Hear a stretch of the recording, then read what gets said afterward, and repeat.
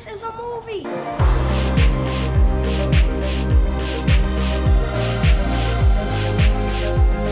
Keep repeating. It's only a movie. Only a movie. Only a movie. I love movies. Gosh, I love movies.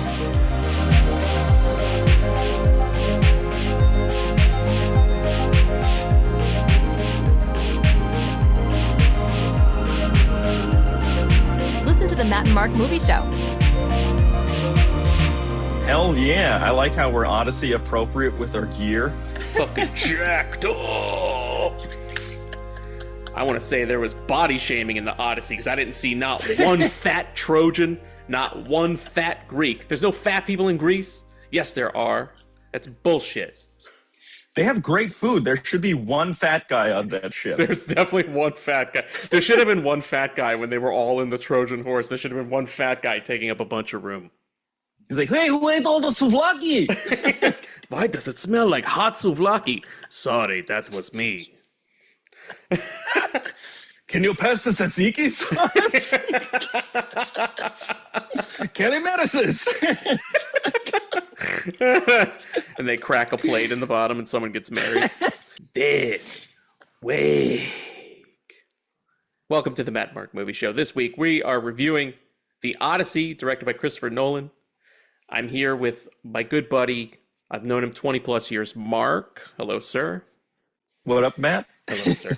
We're reviewing The Odyssey. We're breaking our Christopher Nolan rule. And for the record, if you're new here, we don't dislike Christopher Nolan in the Ben Shapiro way. We don't give a fuck who he casts. I could care less. We just don't like his movies very much. He's made some good movies, and we appreciate the ones we appreciate, but we also like to call him out. Basically, we're not Nolan lovers. That sounds so weird. But since we just talked Troy last episode, we wanted to talk The Odyssey.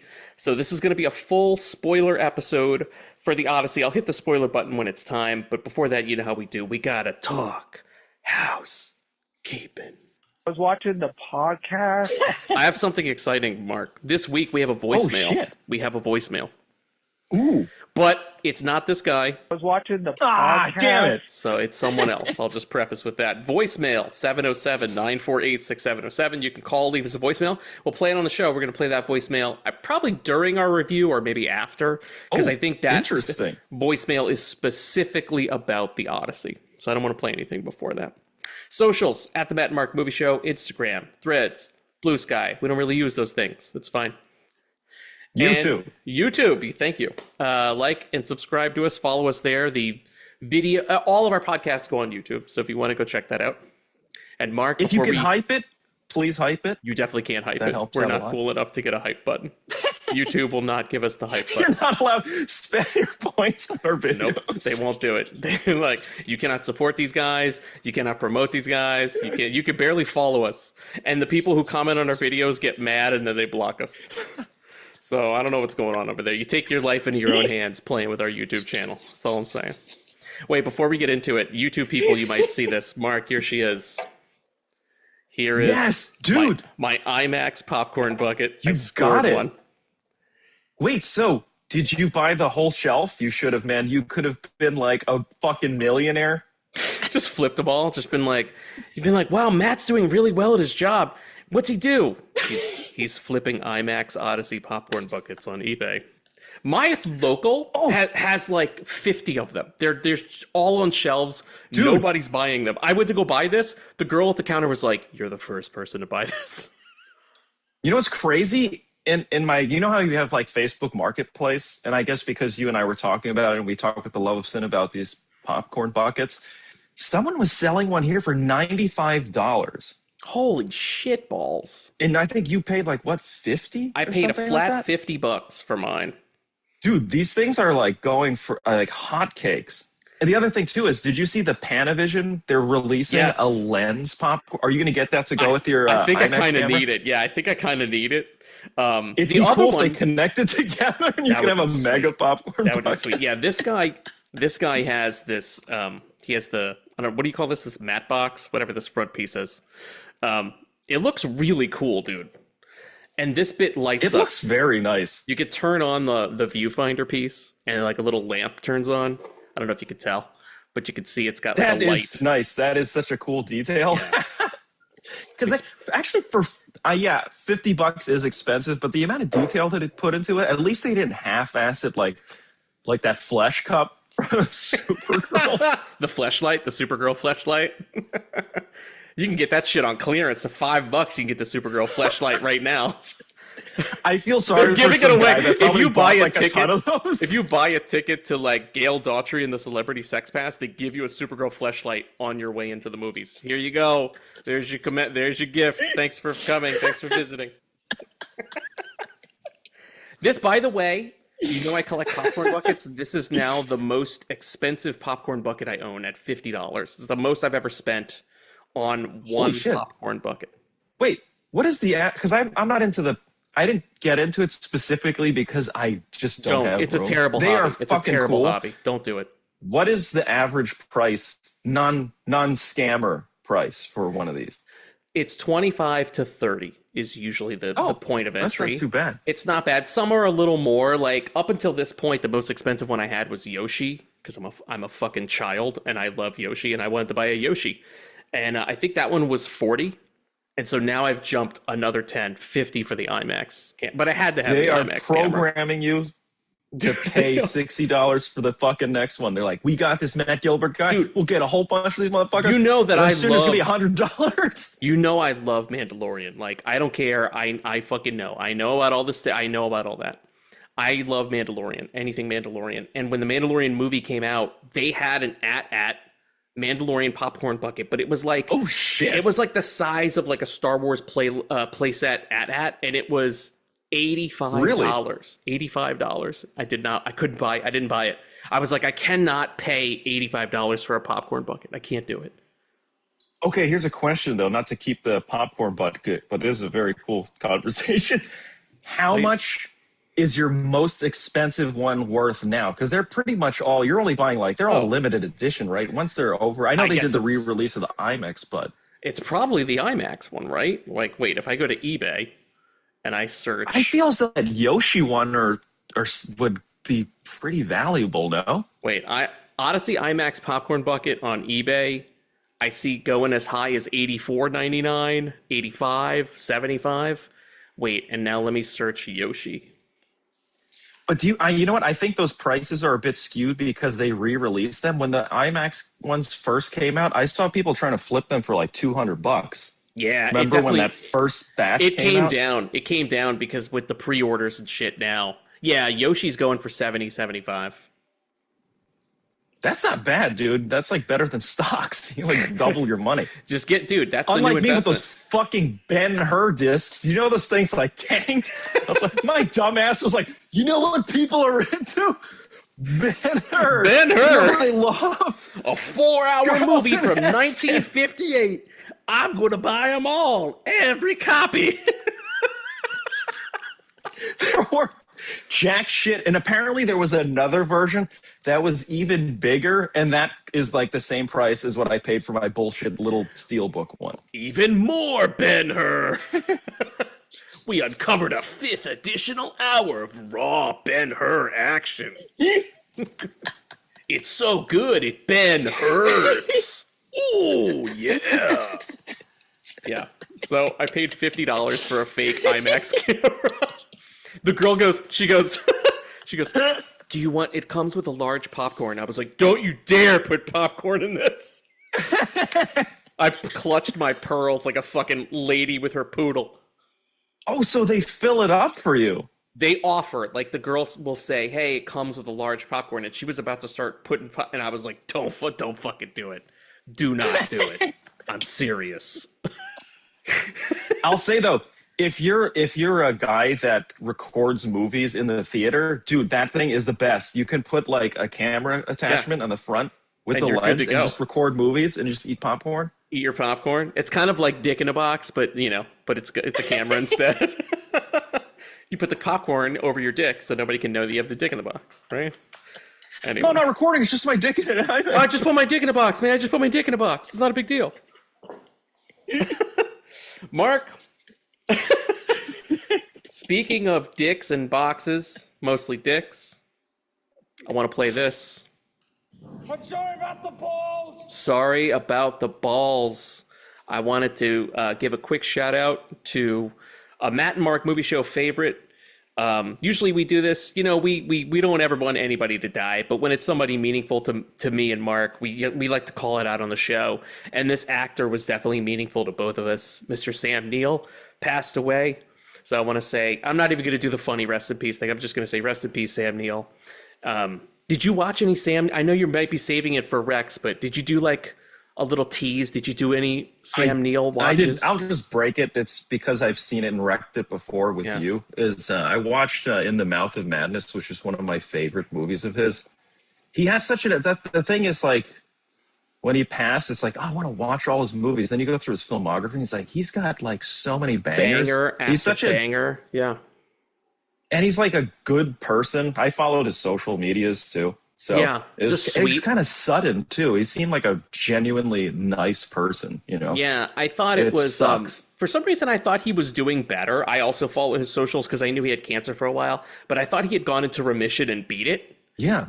So it was kind of shocking that it just all of a sudden was like, and he's gone.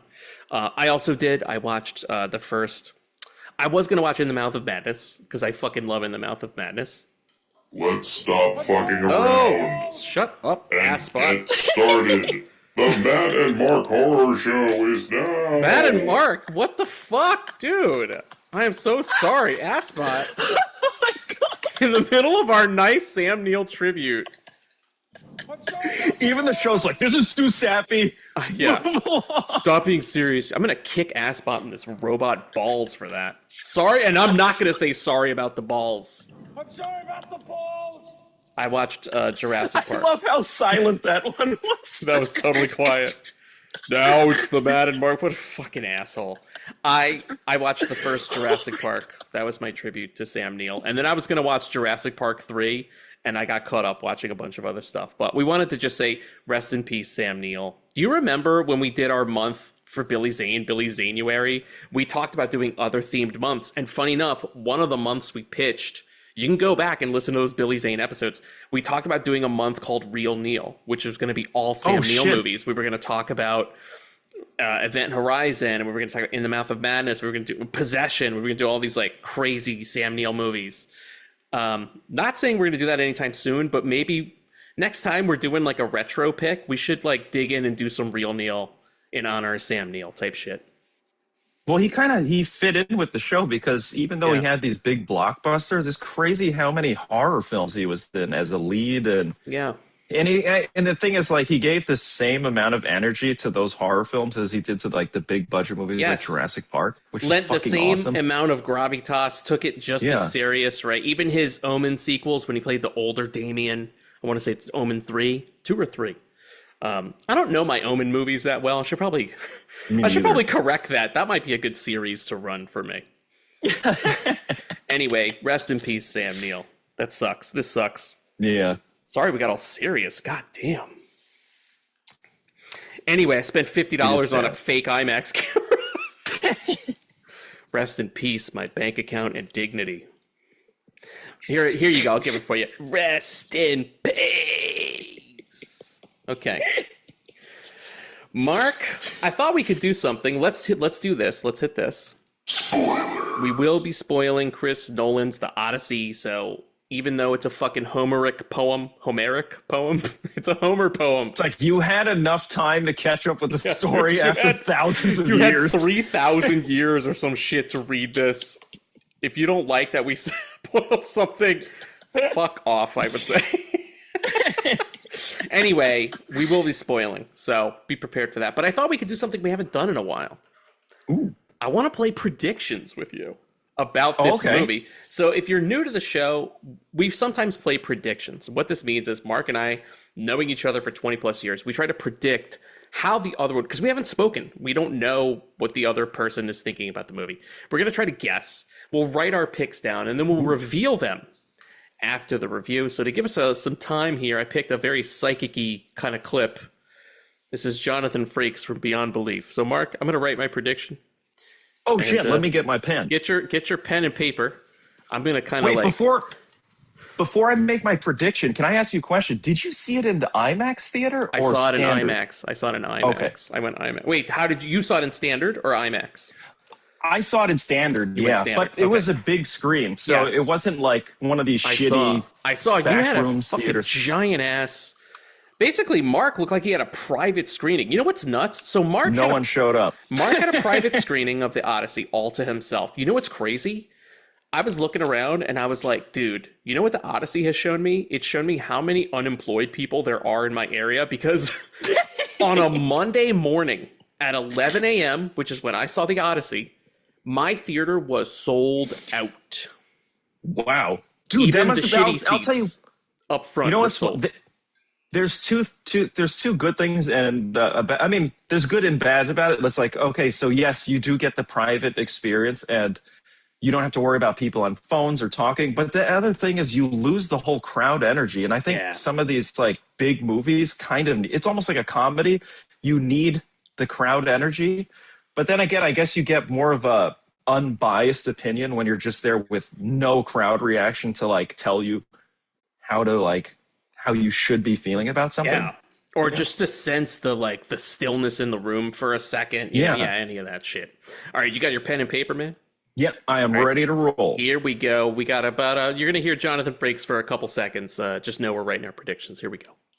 Have you ever walked out of a mall into a huge parking area and realized you'd forgotten where you parked your car? Ever gone mountain biking? What do you want to be when you grow up? What's the right tip?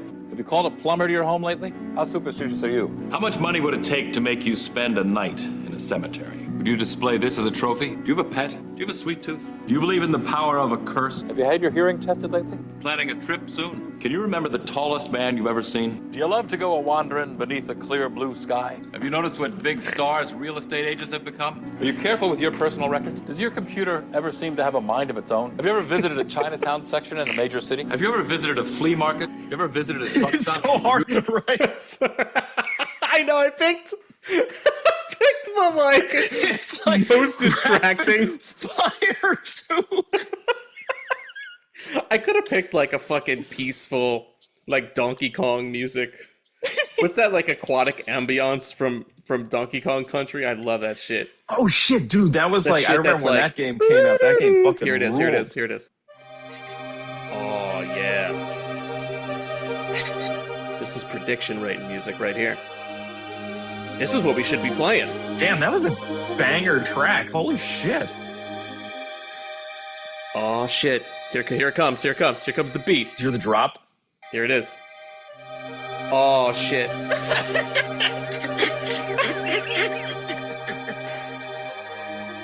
Everybody, we just had a baby born in the back of the room.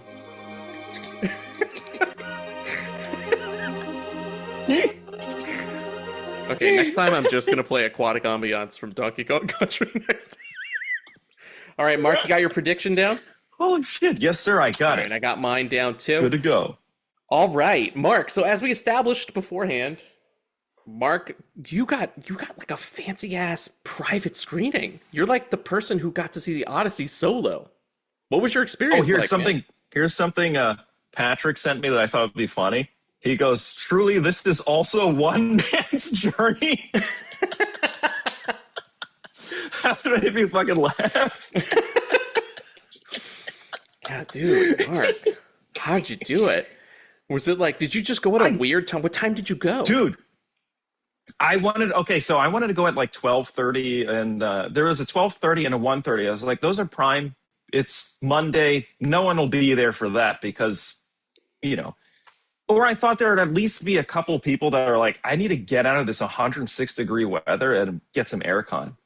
Not one person, I guess. So I went to the 4:15 because my dumb ass was like dragging ass, and I was like, I should probably go to the theater at least 15 minutes early, because there's no reserve seating at this theater. So I felt like I would go too late for 12:30 and 1:30 because you hear it's like 99% score on Rotten Tomatoes, and so I was expecting like at least a big crowd. And Palm Springs is not too small, and I've been to theaters where it's just like I've been here and it's been packed. So it's like, okay, I missed that window. I'll go to 4:15.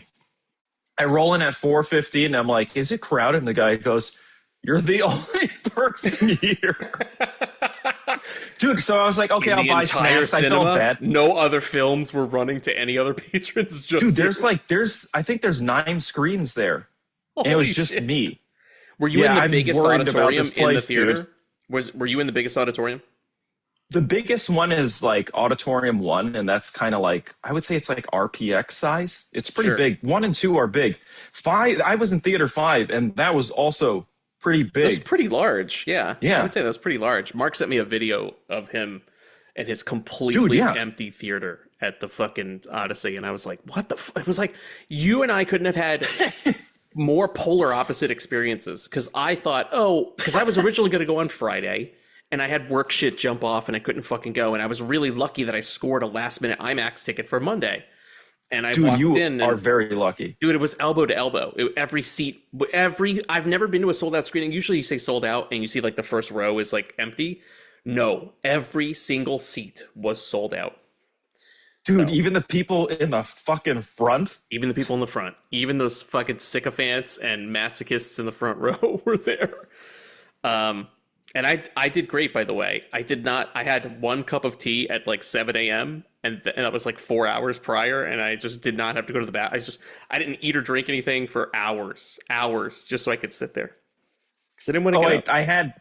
I had 1 interruption at the beginning, and dude, it annoyed the shit out of me. I'm like, yes, I understand it's the Odyssey and he's on a boat and shit. Oh, yeah. I was like, why are we inside a fucking building and we got to listen to a fountain going? I had to pee so many fucking times. I ran out of the theater. I peed. I couldn't hold it in because there's so many running water sounds. Yes, dude. There's running water all throughout the movie. It's like torturous how much water there is.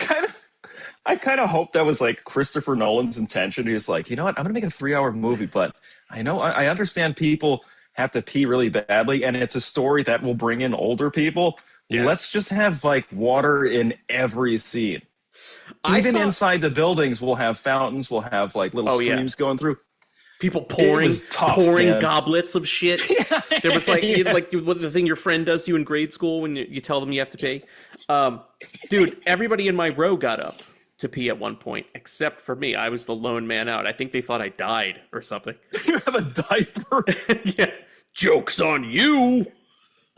I'm going to tell you something. I'm going to say something first, and I think this might kind of show you where I'm leaning. Because full disclosure, I have not really liked a Chris Nolan movie since The Prestige. The Prestige I would consider his best work. He's made some other good movies I like too. I really like his version of Insomnia. The Batmans were fun. They were not my taste for Batman, but they were okay. But his newer shit like Interstellar and Inception and even Oppenheimer to a degree, I did not care for. So I went Inception in. too. I did not like Inception. Did not like Inception. I forgot. Did you see Tenet? Hated Tenet. That's the worst one. That's the worst offender to me. Tenet, I think, is his worst movie. I think you would be hard pressed to find Nolan fanboys who would try to tell you otherwise. I think they would all have to admit that that's his worst one. I think, which is funny because that's the one I've watched. Is that your favorite? I like that temporal pincer movement. Temporal pincer movement. You should get a tattoo that says temporal pincer movement, but it kind of eats itself. It goes around and around. Mark, I was gonna say I regretted not seeing this in 4DX. Because I think it would have been a fucking ride. I think it would have been a ride because I'm going to tell you, I saw it in IMAX and the picture was amazing. And even just in the IMAX, without movement of seat or lighting effects or anything, I felt like I was on a fucking theme park ride. Like the sound was cranked. Whoever mixed, like whatever the sound mix was, whatever they're setting everything in the booth, like the sound would rumble our seats and shake it. Like when they're sacking Troy. Cool. That whole thing where they're screaming at the top of their lungs and he finally gets the fucking doors open and the guys charge in. Dude, or when the fucking Cyclops starts yelling after they stab him in the eye and he has this really weird, almost like symphonic voice.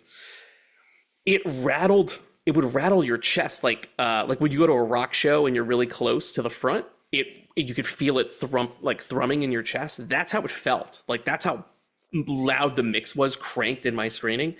And all I kept thinking throughout the movie, not constantly, but like I would have moments where I was like, I wish I was watching this in 4DX because I feel like it might be this is a ride. To fully achieve ride status, I would say 40X. I will tell you, I had a great time watching this movie. Would you put the jets on, the water jets on? 100%. 100%. I put the jets on, put the bum cum on, turn it way up to 8, 9, bum cum up. On the come up. I'm going to tell you this. I'm kind of I'm split a little bit. I thought the movie was very good, serviceable. There were a lot of things. I have a lot of gripes. I have a lot of things. But decent movie as for a Nolan movie. But in terms of the watch, like my screening experience, it was incredible. Like, if you would have told me at the beginning of this year, Matt, you will like the new Christopher Nolan movie and you will dislike the new Steven Spielberg movie, I would have been like, you're on fucking crack. I would have laughed. I would have laughed at you. And that's where I'm at. I can't believe it. I liked the Odyssey. I liked it a lot. I think I liked it as a screening experience a little more than a movie. I don't know how it would hold up watching it at home, but fuck it. Don't be surprised if this shows up on my list at the end of the year, not for favorite movies, but it's got to at least have an honorable mention because this is the most, in terms of sheer spectacle, this is the craziest screening I've been to all year, like all year without question. Yeah, my audience was super into it, well behaved, everything, sound mix, presentation, screen size, sound. I was blown the fuck away by it. I didn't start noticing the sort of cracks in the armor until after the movie when I was like, oh, right. And I'll bring those gripes up later because I want to hear what Mark says. But that's my headline. That's me. What is the biggest audience pop? Which scene gave you the big, or what were some of the scenes that had the biggest audience reaction for you? There were two that I can think of, or three that I can think of. One was my favorite scene in the movie. I bet you fuckers at home probably think my favorite scene in the movie is the Cyclops scene. It's a great scene. My favorite scene in the movie is the witch. When she's turning them into pigs. That was my favorite shit the whole movie. That was my favorite fucking scene. I'll get into that in a moment. There was a huge audience pop for the Cyclops, a huge audience pop for when they're on the ship and it's like being ripped apart, basically. It's like the big shipwreck scene. It's like all the lightning flashes and shit. That was at that moment that I was like, this is a fucking Universal theme park ride. And the third big pop was at the climax when he's beating everyone's ass inside of the fucking temple. Just like he goes full Batman and just destroys everybody. I would say those were the three biggest audience pops for me, for my screening at least. Yeah. Was there any scene where the audience laughed and was like, "Oh, that was a funny part"? No, there was even like a couple jokes. There's a couple attempts at humor. Nolan is not good at humor.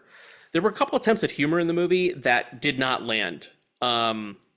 I think there may have been some light chuckles at the Cyclops, just kind of like how goofy he was, and before they stabbed him in the eye. Then it was like everybody shut the fuck up real quick, and people laughed at the giant.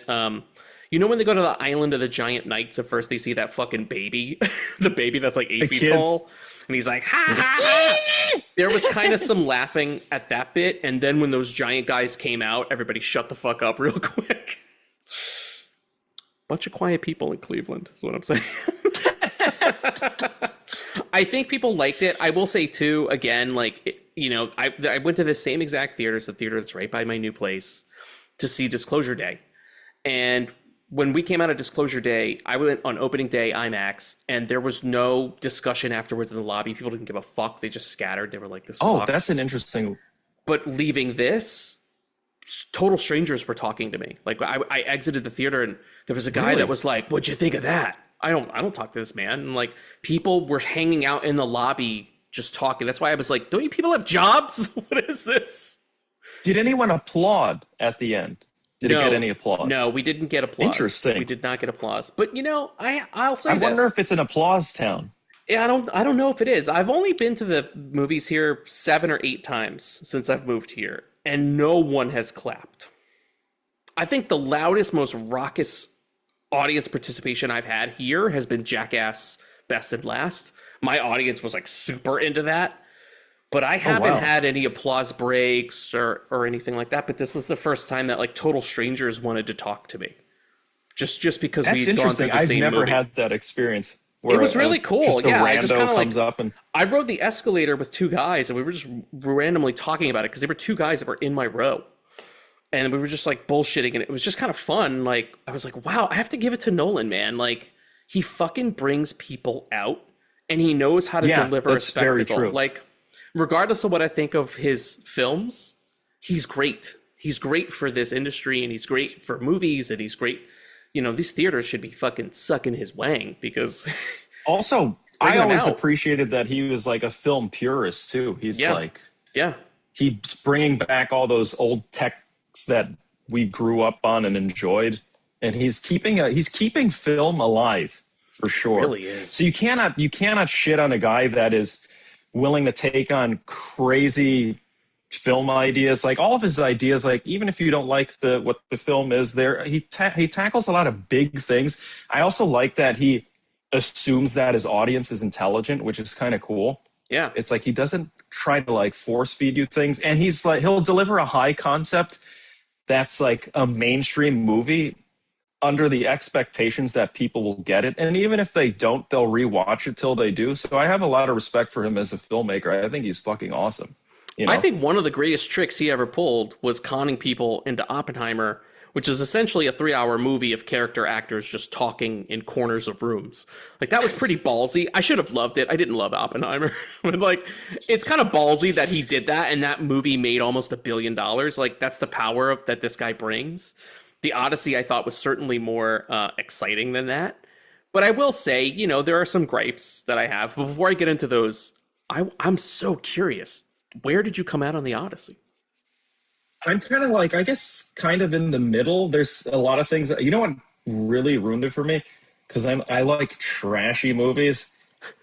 I think watching Troy first skewed my vision or my opinion of this movie, because there's such a stark contrast. And I understand what you're saying about like the spectacle and like the technical achievement of making a movie like this, but at the same time, I'm like, Troy did it better. And I understand they're two different stories, but it's the same environment. Whereas like, okay, so I feel as though the new, and then maybe it could be for budgetary reasons too, because film is so expensive. It's the cost of making a movie is inflating to a degree where you're like, but where's the money going to? And that makes you think like, okay, so this is like this big movie. They went all in on like, 70 millimeter IMAX. I have the same problem with this movie as I do with Dune, and where the set design, yes, the scale's amazing. Visually, it looks gorgeous, but it just feels like soulless and empty to me. There's like the costumes feel so. It's sort of like it's like the back rooms. There's no tchotchkes. There's no personalization except for the main characters. So when you see, like, say, for example, the Giants, they just look like carbon copies of each other. So you're not seeing anything there's no unique characterization. Even with his crew, they all feel it's so plain. It's like, you see the Vietnam War where all the helmets, even Zippo lighters had little messages on them. It felt like none of these characters had that. And it's the other thing I'd equate it to is like when you see a Western, like those original Westerns, and then you saw like a Sergio Leone Western where the Hollywood ones were very pristine and polished and it kind of looked like, oh, they all pressed their uniforms. And then you'd watch a Sergio Leone one, you're like, the guys are filthy, there's stains on the shirt. They were like dragging the costumes on the back of a pickup truck to age them and wear them out. And this one did, like, even though these guys are on this journey, it didn't feel like they were wearing the journey outside of just Matt Damon looking haggard.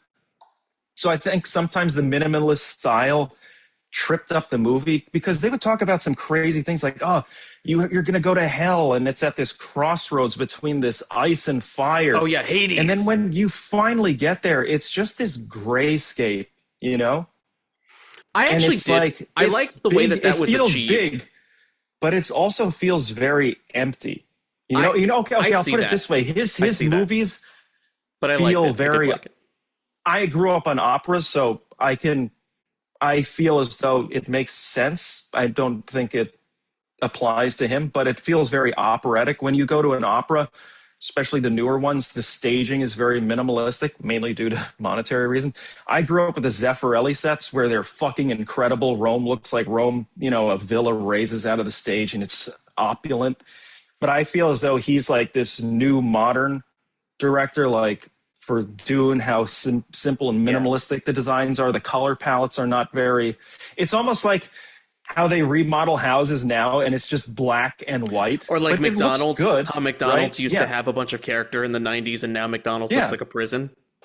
It's like we're kind of like desaturating everything. And I think he's part of that movement. But I think he's part of the movement, but I don't think he's like the reason for the movement. Like I think he's just part of the wave. All these modern guys are doing that. I also want to say really quick, Mark, so we don't lose track. I agree with you about Troy. I think Troy is the better movie. I cared more about what was going on, and I loved the dialogue in Troy. I loved the writing in Troy.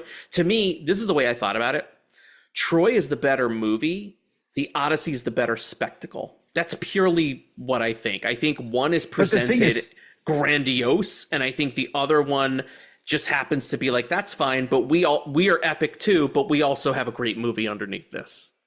I would say the difference is you did not see Troy in the theater. I think if you had seen Troy in the theater, I had that same when I saw Troy in the theater, I had that. That's why I loved it so much over these years and stand up for it, because it's like I did get that theater experience with a good audience, and it does make a huge difference. Like, because you're seeing, like, when you watch a scene from Troy and the character's this big and the walls are that massive, it is a totally different experience when you see it on a big screen and that person's a lot larger and the rest of the wall fills the screen and you just get this tremendous amount of scope. Whereas with this movie, I'd say like some of the sets and interiors felt so similar that it didn't matter that they were in a different location. I see. And by the way, I totally. Here's the other thing too: is like the crew, even though they're warriors, when you see like what are they called, the Myrmidons? Oh, They were like, they felt disciplined. This one just felt like a very undisciplined group of people playing as soldiers, because Matt Damon would say something, his crew would just not give a shit. Some other guy would just take command for no reason. And then of course, like, it all seems like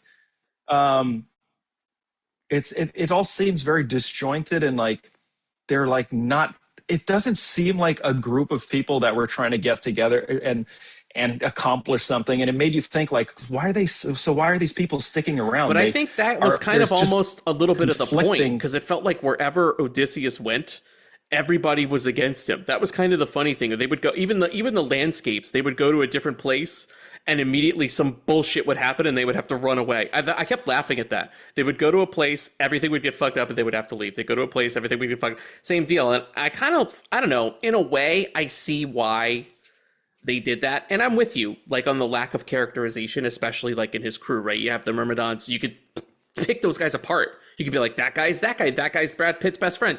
This is the fucking brother, the cousin or whatever, the guy from Tron Legacy. And here I couldn't really tell them apart. But I don't think that's as much of this is my issue. I don't think it's as much of a movie problem. I think it's a script problem. That's my big problem with this movie, is the script. Because Troy has a great script. Troy, the thing I talked about in that episode, I love the Troy dialogue. There are some amazing fucking all-timer lines in it. And here you really see the limit, like Chris Nolan's limitations. The lines and dialogue are so wooden and just like, nobody talks like a person. There's a fucking moment where Matt Damon, I think it's at the end of the movie, he's on the ship with Anne Hathaway and they're going to ride off together. And and his son, Tom Holland, is Prince now, whatever, he's going to be king. And Matt Damon with a serious face is like, our Bronze Age has ended. I'm like, who the fuck talks like that? Who talks like this? And also, why would he call it the Bronze Age? Yes. If he's like, living in it. That's like a classification scenes, later. No, it's hard for actors in his movies to sound naturalistic. The only person I thought in this movie that pulled off the dialogue, or at least had dialogue that seemed natural enough that he could kind of he seemed like a character and not like, I'm reciting lines that Chris Nolan gave me, was John Leguizamo. John Leguizamo, to me, is the best performance in the movie. I loved him. I loved his he's character, fantastic. but he seemed real. He seemed like he was shining off the screen like he's in a movie. The other people, But didn't it even feel Matt like Damon, he was felt the like only one actors. with emotion?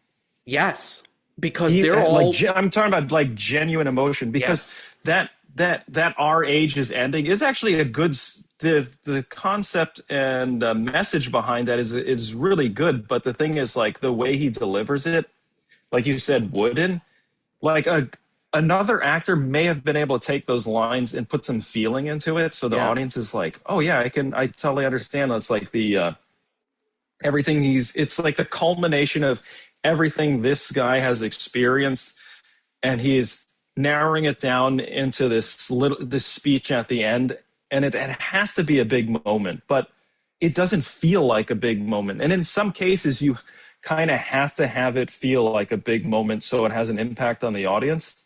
But if you play it off as it being too like minimalist and not bringing attention to itself, it kind of falls flat. To me, I feel as though a speech of that nature has to bring attention to itself, because you're trying to like wake up the audience. Like, hey, you guys saw all this, and this is the meaning behind it. Yes, even that bit where he's like, we broke our covenant with Zeus, basically like, because man fucked around and decided that he was greedy and to do wars and whatever, that we lost paradise, basically.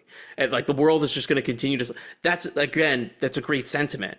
But I found Matt Damon, and not just Matt Damon, everybody but John Leguizamo, I found it to be very stilted in their delivery, and I think it's because of the dialogue. Like, you look at there's that famous bit, like that bit of Star Wars history that's like, I think it's Harrison Ford that went up to George Lucas and he was like, you can write this shit on paper, but it's another thing to say this shit on paper, because it doesn't sound right. It doesn't sound right. He can't sell it, you know?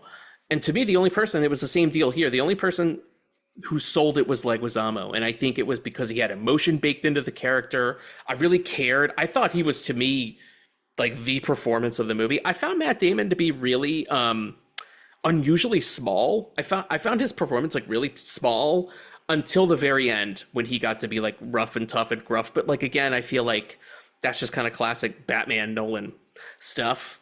It was more the spectacle that blew me away. And I know you were talking about they go to that grayscape, and you're right. That grayscape of Hades, and they sell it. They sell it as a river of fire and ice. I was like, we didn't see any of that. We just roll up and it's just gray. But I liked the sort of subtlety of seeing the guys come out of the ground. I thought that was cool. There were just tricks that he pulled in that very like grounded way that worked for me, especially like during something as big as the witch sequence, where like, I don't know, man, it tricked my eye. It tricked my eye when you could see the guy's hand starting to morph into a hoof, or when she's pulling their faces. That was flawless, by the way. Those morphs were fucking flawless. The bit with the Cyclops was fantastic. I'm with you. The giant guys were kind of silly, but I just liked them. I like giant carnage. I was just kind of happy to have like some big dumb action for a bit. But the fucking spectacle, like, dude, that shipwreck sequence to me is like the sequence for like selling you on, you got to see this in 40X, or you got to see it in the biggest presentation possible. Like, it felt like a ride, and I'm a sucker for a ride. And I really liked that aspect. It's a weird thing of being like, I think the movie for me is like, it's a decent movie, but the screening experience was so positive, it's making me sort of be like, I'm going to split the diff and tell you this is like good, you know? But I'm with you. There are problems. I know you said it felt like a roller coaster ride. For me, it felt like you were getting more conversation than showing. Like, they were talking about a lot of stuff, and then it would cut to an action scene, and then it would end, and he was like, well, that's enough of me telling, like the John Barenthal character is like, well, that's enough of me telling the story. And it's like, then it's over. The sack of Troy is supposed to be this big thing.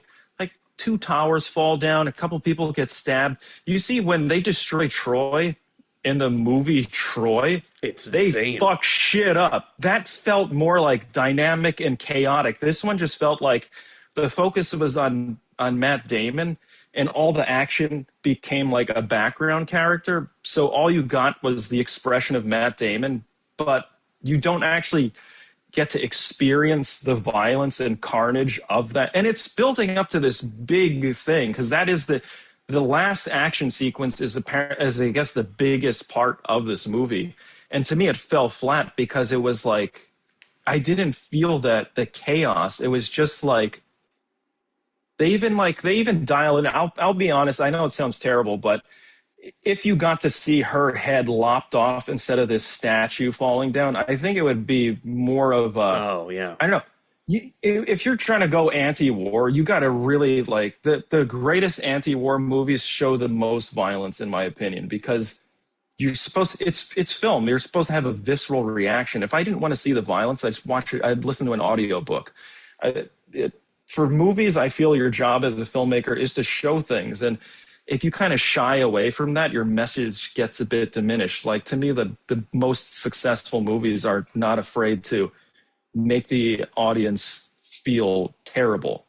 And this one kind of glossed all that stuff over. So I didn't really feel like, yeah, they're supposed to have all this PTSD from all these wars they're fighting. But if you break it down, there's like, you have the giant fight, which is kind of resolved very quickly. And they do some things that make no sense, sort of like they're in this cave, yes. And it just feels like so confined. And the character of the giant doesn't make any sense because it can tend flocks. Are you talking about the Cyclops? The Cyclops. Yeah, the Cyclops. So I'll get to the giants later because it's pretty much a similar scene. So they get to the island. The Cyclops, they get trapped with the Cyclops. The Cyclops is so stupid to me, the way they portray it. Because, and it doesn't make sense, like I said, because it's capable of making cave cheese from the flock of sheep it has. That's like a complex and intelligent thing to do. Yet, it understands there's a threat inside the cave. What does it do? It just eats one guy and falls asleep, doesn't bother to check anything. It's not blind. It has one eye. It obviously walks outside so it can see things and observe. It probably has a sense of smell. It's intelligent enough to put its hand below so it can feel the sheep running through its fingers so it can detect if it's a sheep or not when it's blind. Oh yeah, why is it not checking the cave, which is the way they shot the cave sequence too? It was so claustrophobic. It didn't give you a sense of scale that this group of people can hide further back in the cave. They're even talking right next to this fucking creature, and they're whispering loud.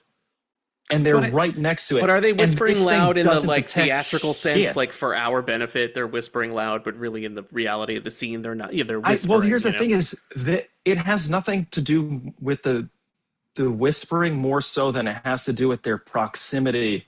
They're standing right next to this thing's You're saying fucking head. The illusion of the scene was broken for you because they were. It was too claustrophobic. Yeah. Meaning that they should have had some sort of distance from this creature. And then the thing is, then you go to the giant scene.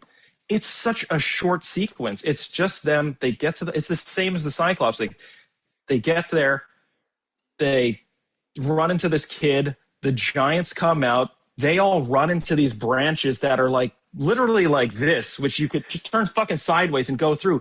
They somehow get trapped. Oh wow! And so you really did not like this. Well, I have certain things that I don't like, but you know, I'm not gonna just because like I said, I didn't have an audience, so I'm not gonna like. Do you look feel as at though it that made you more glasses. sort of hyper aware and more like critical of scenes like that because you were sort of on your own? You were able to like.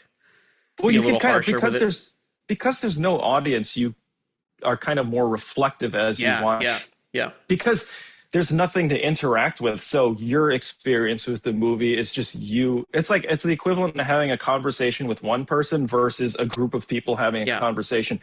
When you have a conversation with a group of people, you can get interrupted and miss things. When you have a conversation with one person, you're more focused and you can pull things out. And I'm not trying to shit on this guy's movie. And this is all my own personal opinion. So I could be completely wrong. But for me, those were the things I didn't like. It was just like everything was resolved very simply. They go to this woman's house, then they see the armor in the back, and they don't give a shit that there's armor. Yes, I understand they're hungry, but you don't see all this armor and you're not in any way concerned, and you just go and you eat everything. I don't know. Just like, I don't know if that was the read I got from that scene. I thought it was more like the minute that they because Matt Damon is Odysseus and he's the mightiest guy and whatever, like even the moment that those guys step foot on that shore, she's already kind of begun to bewitch them before they even eat anything. So they're sort of able to like, they're just thinking about being hungry. And I think that's all part of it, I think we, the audience, are being shown the armor to get a little bit of the suspense out of it. But I don't think it's them. I don't think it's the cinematic. I'm going to sound like such a douche. I don't think the cinematic language of that scene is for them to be like, oh, now they're going to notice it. So when they go inside, the one guy's going to be like, what the fuck? Because they do that for Matt Damon. Matt Damon is the one who notices. So then when he goes in, it makes sense. He pays it off. I think that first bit is for us. Can I counter that and say that when there's at least like 3 of the soldiers that walk out there and they see the armor and they glance at each other in a way that would suggest that they're suspicious. Maybe? I don't recall exactly. So, no, that's what I remember seeing. If you rewatch it, you'll see there's a group of them. They go outside there because they're all taking off their armor, and they all kind of glance at each other in a way that would suggest that maybe something they should be worried. But then again, yes, they are super hungry, so of course they're going to eat it. Yeah, I thought that was kind of just the point. one woman, so they probably don't feel you're threatened. Pushing through the momentum of that scene just simply because you're waiting for something. I think at that point, it's also the thing of like we're saying, right? They go to a location, something fucked up happens, they leave. They go to look at. So even you as a viewer have that rhythm down. So to me, I was overlooking shit like that because I was waiting for the next rug pull. I was like, I can't wait to see what happens when they walk into the fucking house. Clearly something's going to happen. So to me, I guess the I was end result of that scene, by the way, I do love. Yeah, and I was overlooking little shit. I guess I wasn't so in my head about stuff because I was more just kind of like along for the ride. And a lot of that shit worked for me. Like, well, that's why I think there is a benefit to the audience because then you're absolutely. suddenly along for it's okay. It's the difference of going in a roller coaster and you're with a group of people and you're all like, yeah, you're in a roller coaster alone. Yourself. It's one guy. You've seen that guy. It's a totally different experience. Yeah. And I was the guy alone in the weirdo alone in the roller coaster. I was in it. I was just in it. And to me, there were only 2 things that took me out of the movie. It was the script because I hate Nolan's dialogue. I think Nolan's dialogue is terrible. I think, for the love of God, I think this guy needs a screenwriter like really bad. And the other thing that kept taking me out was casting. I don't like, we've talked about this on the show. I don't like when there are a million movie stars in the movie. It's fucking distracting. Somehow Troy just had a great cast and it never bothered me. That's how good that script was. I was like, I didn't care that it was, there's Eric Bana, there's Orlando Bloom, there's Brian Cox. I never cared. But in this, I was like, really? Charlize Theron is in the movie now? Really? Now I got to fucking, here's the Punisher, John Bernthal. Really? Now it's this person. Like now it's Lupita Nyong'o. Now it was just all these famous faces. And it takes me out when I see too many celebrities because then I'm seeing celebrities. It has a quality. It breaks immersion for me where I'm looking at an actor in a movie. I'm not losing myself in the scene and believing, oh, you must be Athena. Like, to me, that's Zendaya. I'm like, look at Zendaya haunting Matt Damon, right? The only person I believed and bought was Amo. So that was the thing. I was like, I think at that point, because I kept seeing famous people turn up, I was like, I was treating it more like I'm watching a movie. Like, the artifice was there for me, and I just embraced it because I was like, I'm just on a ride in a movie, and I never got to connect as deeply as I did with Troy. Where Troy, I just was fully immersed throughout. Can I tell you one thing? Because since you mentioned John Leguizamo, you could take his character and put him in Troy and he'll blend in. But if you take any 100%. Of the Troy characters and you put them in the Odyssey, they stand out because it's a very different, it's more of like a, the Nolan one is very operatic and big, and Troy is more like character acting and and good storytelling. It's good more storytelling. Well, the thing is, I think that those caliber of act. I mean, God, you got Brian Cox, fucking amazing. You have like Brendan Gleeson. Dude, wait, I wanted to ask you that older group of people. They're fantastic actors. We loved Brian Cox as Agamemnon. This movie's Agamemnon is one of the Safdie brothers. I forget which one, but I laughed my ass off. I couldn't even tell. I laughed my ass off when it goes to the moment where he goes home to Helen of Troy and she removes the helmet, and this big goofy mop of like black curly hair spills out of the helmet. I couldn't help myself. I laughed at that. I was probably the only person laughing at that just because it was a goofy moment. And in my mind, I was like, this is Agamemnon? Like, I've seen the real to me, in my mind, Brian Cox is Agamemnon. I've seen this fucking guy yelling about burn it all down. And you've got this guy, he looks like a fucking NYU Tisch school graduate. I had to laugh at that part. I kind of wish they got Lee Pace for that role because he would fit that big ass armor really well. Well, I kind of like the idea, again, just because I saw Troy first. I like the idea of a shorter, squatter, fatter guy for Agamemnon. It's very Napoleonic. You have this kind of fat guy who's greedy and wants his empire to keep spreading. I really like that idea. He can't fight. Lee Pace is too pretty. He's too. He should be another character, just a different character, totally different. He should be the Robert. Oh, that's the other character. That's the other actor I liked. I thought Robert Pattinson did a fucking awesome job. And again though, he felt like he was a character in a movie. He didn't feel like, hey, it's an actor in a suit. Whereas the other people did to me. Like he and his friend that he bounced off of. I'm not. Oh, that's I don't Corey know that Burton actor's from name. Straight Outta Compton. Straight Outta Compton. Oh, okay. That kid's great. The two of them were great together. They had like they actually felt like they had real chemistry together. Yes. A lot of the other characters didn't feel like they had existed together for a long time, but the two of them felt like they were close douchebag friends. They like support each other in their douchebaggery. They also feel like they found each other because they're the two biggest douches in the hall. Yeah. Because we're never shown. It's like in Beast Games where the two assholes meet up and they're like, let's fucking take everyone Except else. they're both Mr. Beast, right? That's clearly what's going on. Yeah, man. That was really my only two gripes, the script and the casting. Because to me, the spectacle, I'm going to just say it. I disagree. I thought the spectacle was so good, it roped me in, dude. I was awash with momentum, sound, fury, visuals. I was in. There was no visual I was like, oh, this didn't live up to my expectations. I was so just like wowed by the practical effects, fucking IMAX film, like the whole thing, dude. Basically, to me, I was the Mark. They saw me, not Mark, the co-host, Mark in a con sense. I was the Mark. They saw me and they hooked me right away. They got me right away. They were like, this fucking guy will buy this car because he thinks it looks cool. And they were right. That motherfucker got that IMAX bucket. They were like, that's the guy that got the IMAX bucket. Exactly. This dummy has disposable income. Get him. And they got me. They hooked me. Like, I was in. And it was just so funny, too, because, like, I kept waiting to really care about what was going on. And I never really did. I cared more about the ride. I know this sounds superficial, but that's just the honest way I feel. I never connected with the story the way I wanted to.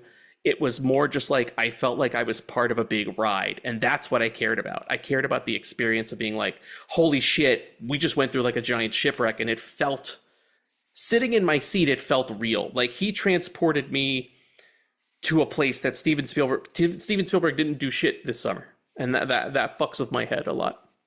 And Chris Nolan did, in my opinion.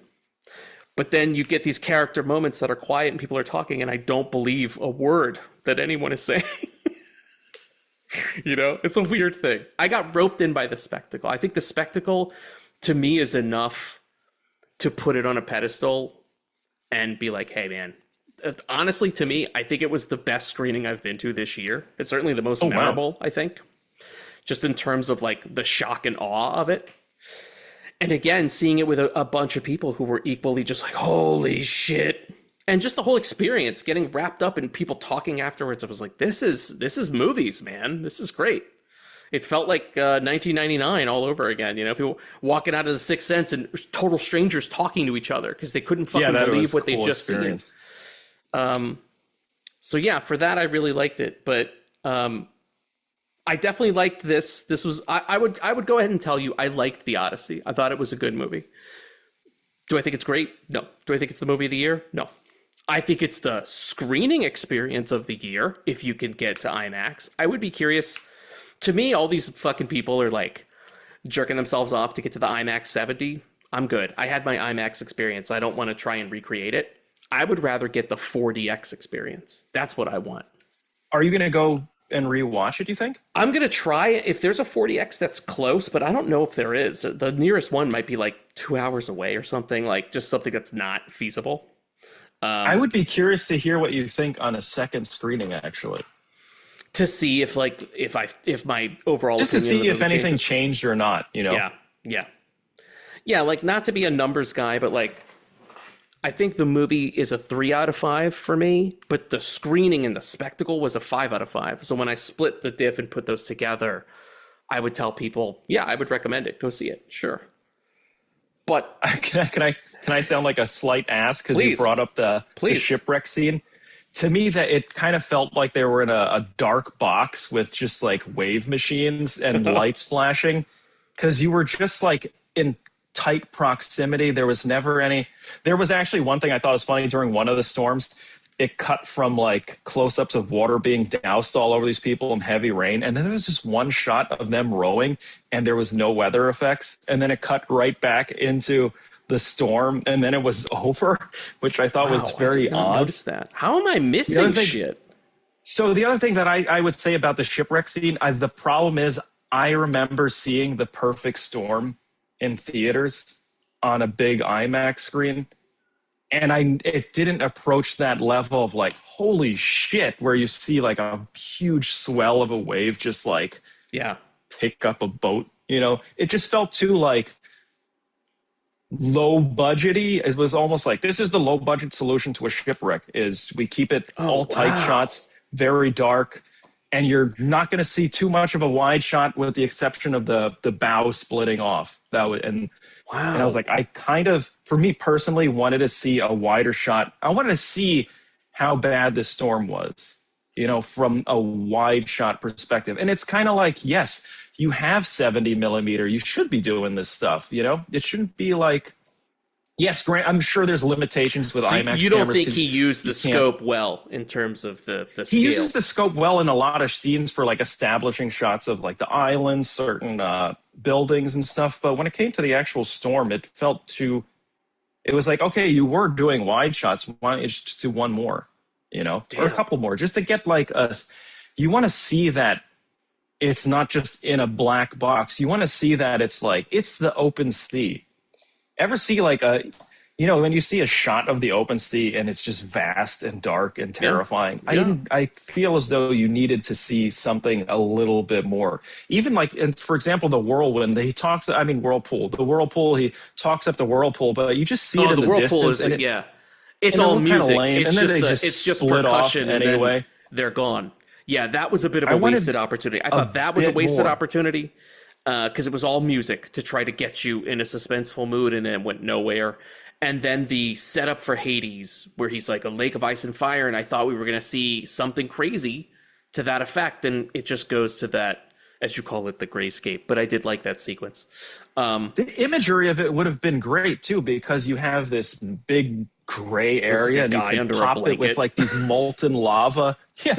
When they all get charged at the end, that was extremely effective. I thought that was really cool. That was great. I mean, there's a lot of great things in this movie, but there's no sense jerking it off because, you know, it's like, it's not as interesting if I just praise the movie. But I'm not saying I hated the movie. Listen, there's a lot of stuff I really enjoyed about it. I would prefer for you always just to be honest on this show, and just to me in real life. Like, if you don't like a movie, you don't like a movie. We don't both have to like a movie. I could give a fuck. It actually makes it very interesting when we are clearly on opposite sides.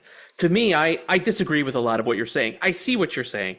And it's because I know you that I know I can see of where Mark's coming from, especially like with the shipwreck. And I could kind of see, because it's funny, both movies you brought up to counter are both Wolfgang Petersen movies, Troy and The Perfect Storm. You clearly prefer the Petersen style. I did think about, I had to, just because our whole last episode was about it. Their whole Trojan horse scene, I kept comparing them in my head because I had just seen Troy. And I was like, I prefer the Troy version. I think the horse looks better. I think it looks real, like they really crafted it from Shipwood. And I love that it's just that one outside mega wide shot and you see the guys come out. But I did like the idea of like, I did like in terms of Nolan's Trojan horse, for the record, because people are going to ask. I liked seeing the guys inside and when they were jamming the swords and shit inside and the one guy gets sliced and they're trying to quiet him down. I liked all that. The one guy trying to get away, I liked that. But to me, you know, it was a lot of having to cut back and forth to try to build that suspense, whereas it was kind of cool and a magic trick in and of itself, the Pedersen way, for him to be like, the suspense is you don't know when these fucking guys are going to pop out. I'm not going to cut away. I'm not going to cut. It's just going to be timing. It's timing and situation. That is certainly more powerful. But I did like the little Nolan asides of seeing the guy. Oh, shit, the sword's coming through. I liked that in a goofy kind of way. The one thing I didn't like, though, is it was just one guy poking 4 times. He's like, well, it's empty. And the other thing I didn't like was like, they let guys drown in there. It's like, dude, they're not really that deep down. Pull one guy up, swap shit around. Like, what the fuck are you guys doing? Yeah, I was like, why is that guy down there? Couldn't he just come up? And also the other thing, too, is I believe they made it a point to say that they were there for like 10 days. If there's dead bodies in there and there's like people shitting and pissing, that thing smells like ass, you know? Well, this goes to my earlier theory that everything smells like ass. Every person smells like ass. Every place smells like ass. You go back far enough, everything just smells like ass. So really they might not notice because everything fucking smells like ass. But I will say in terms of the design, Trojan horse on Trojan horse, the thing we can answer from last episode, I choose the Troy Trojan horse. I think it looks cooler. The scale of it is crazy. Scale is crazy, but I also think it looks real.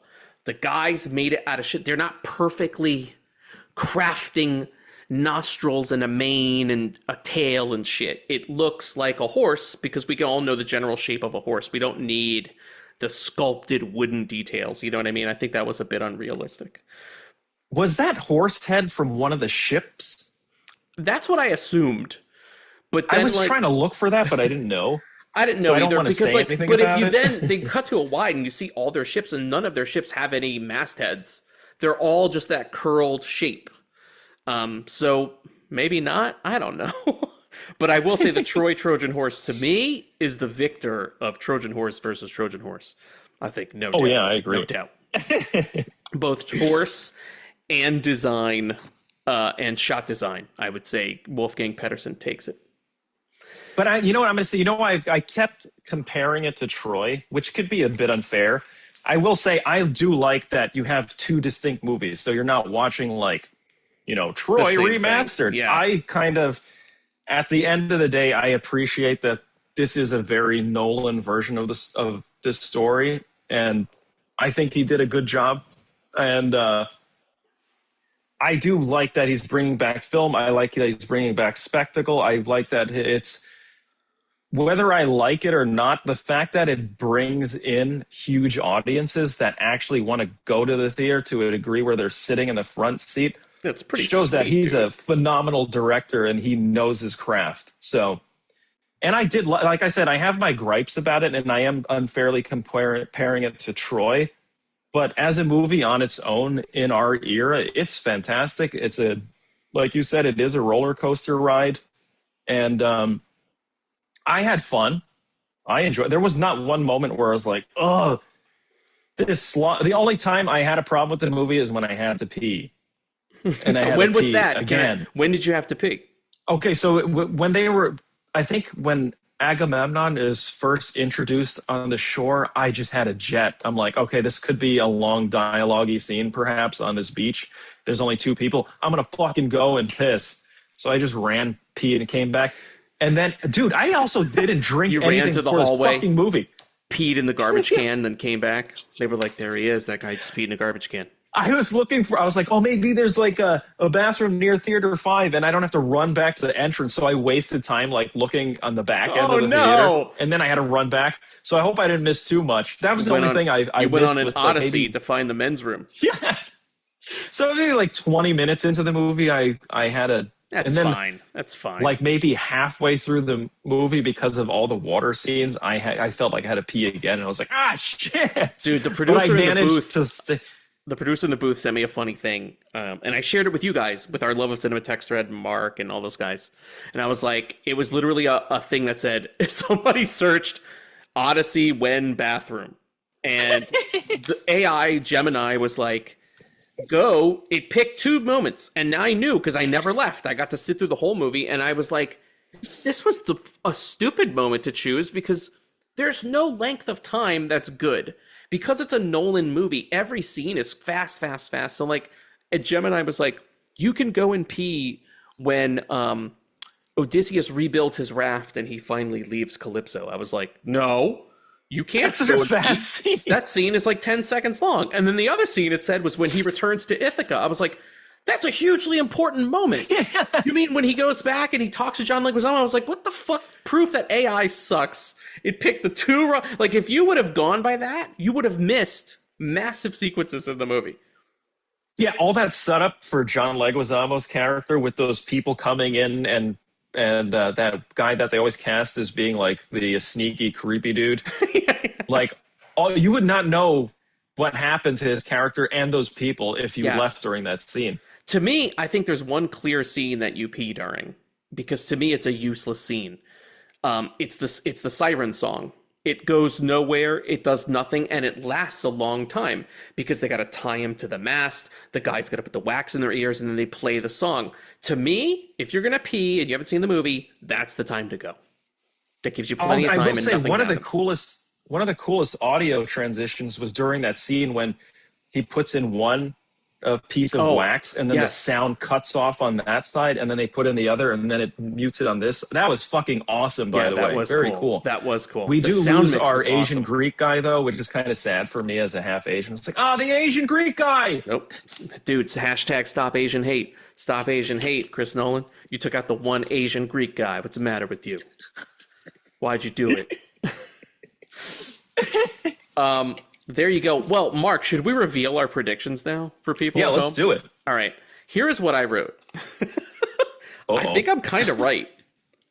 Mark liked the movie and appreciated the effort, but complained the whole episode about it. Quote, swear I liked this movie. I guess that's close. That's pretty I don't think close. I complained about it the whole movie. I put Matt liked and enjoyed the spectacle of it, had a great time with the audience. Holy shit. Yeah, I think you were bang on. So there you go. There's our review of the Odyssey. Mark, we have a voicemail this week that's about the Odyssey. I think we should play it and react to it. I don't know who it's from. I just grabbed it from the bank, so we'll find out. Oh, shit. Aspot, don't play the wrong fucking clip this time. Play the right thing. I'm sorry about the balls. You should be sorry, you son of a bitch. Okay, here we go. Voicemail. Hey, Matt. Hey, Mark. Hey, Movie Show. This is Patrick McGrath calling. Patrick M. I'm glad you're all talking about the Odyssey. It occurs to me, and everyone else who's seen it by now, this is a retelling, a re-editing of the old story for contemporary times. And what I'm talking about specifically is that while there is some fantasy elements, there's not nearly as much as I understand there to be in the original Homeric text. I'm no scholar of the original stories or anything, but as I've been listening to other people review the movie and those who are familiar with the previous versions of the story, they're telling all sorts of wild, amazing things that aren't in this version of the story, and really don't fit in them. Christopher Nolan has again made a very grounded version of a very wild, adventurous story. And I, for one, am glad for the amount of fantasy that is in the movie. I don't think Christopher Nolan would have been able to make something like with as many fantasy elements as Clash of the Titans or something like that. He wouldn't have made that sort of move. So that's not what... Dude, by the way, really quick, I fucking love Clash of the Titans. Both versions. I celebrate both versions. I celebrate the 82 version, and I celebrate the fucking 2011 Sam Worthington version. I like that one, too. Did you like the sequel? Wrath of the Titans, I did not like. Did you like that one? I did not like. I remember the sequel being kind of a letdown because I really liked the remake. Sorry. Okay, back to the voicemail. Something like that. He wouldn't have made that sort of move. So that's not what this is. What this is a very remorseful version of the Odyssey with a very contrite Odysseus, and I'm okay with that. But really, yeah, anybody who has complaints about them, most of these complaints, I would give them credence because sure, he did cut out a lot. Sure, he did go really light on the violence. He really did go light on the sexual activity that's in the original stories too. And that's okay because the version that Well, hold on. Is there a bunch of sex in the Homeric poem? Damn, I didn't know that. I gotta go back and read Homer this. be banging, yo. They made him. They made us read this in high school, and I don't remember it at all. Yeah, I barely remember shit. I kind of felt that I should have reread the book before seeing the movie so I could be that asshole. And the book's better. It does, okay, by the way, the version that we made, I think, is really quite good. And if anybody casts any aspersions on the actors, on the performers made and their lifestyle choices, I say nuts to them. That's really stupid. Yes, of course. And of course. I will give no credence to those arguments in the movie. Anyway, have a good show. Talk to you later. Bye. Yes, he's talking about people complaining about. We don't even have to bring it up. We all know what those people are complaining about. Oh, by the way, it does. To Patrick's point, it does start. It kind of sets you up, but it also like diminishes it too, because it goes. When the movie first starts, it says a time of apparent magic. Yes. So it's kind of like I feel as though that was good because it didn't like get your expectations up to see something that's just all truly fantasy.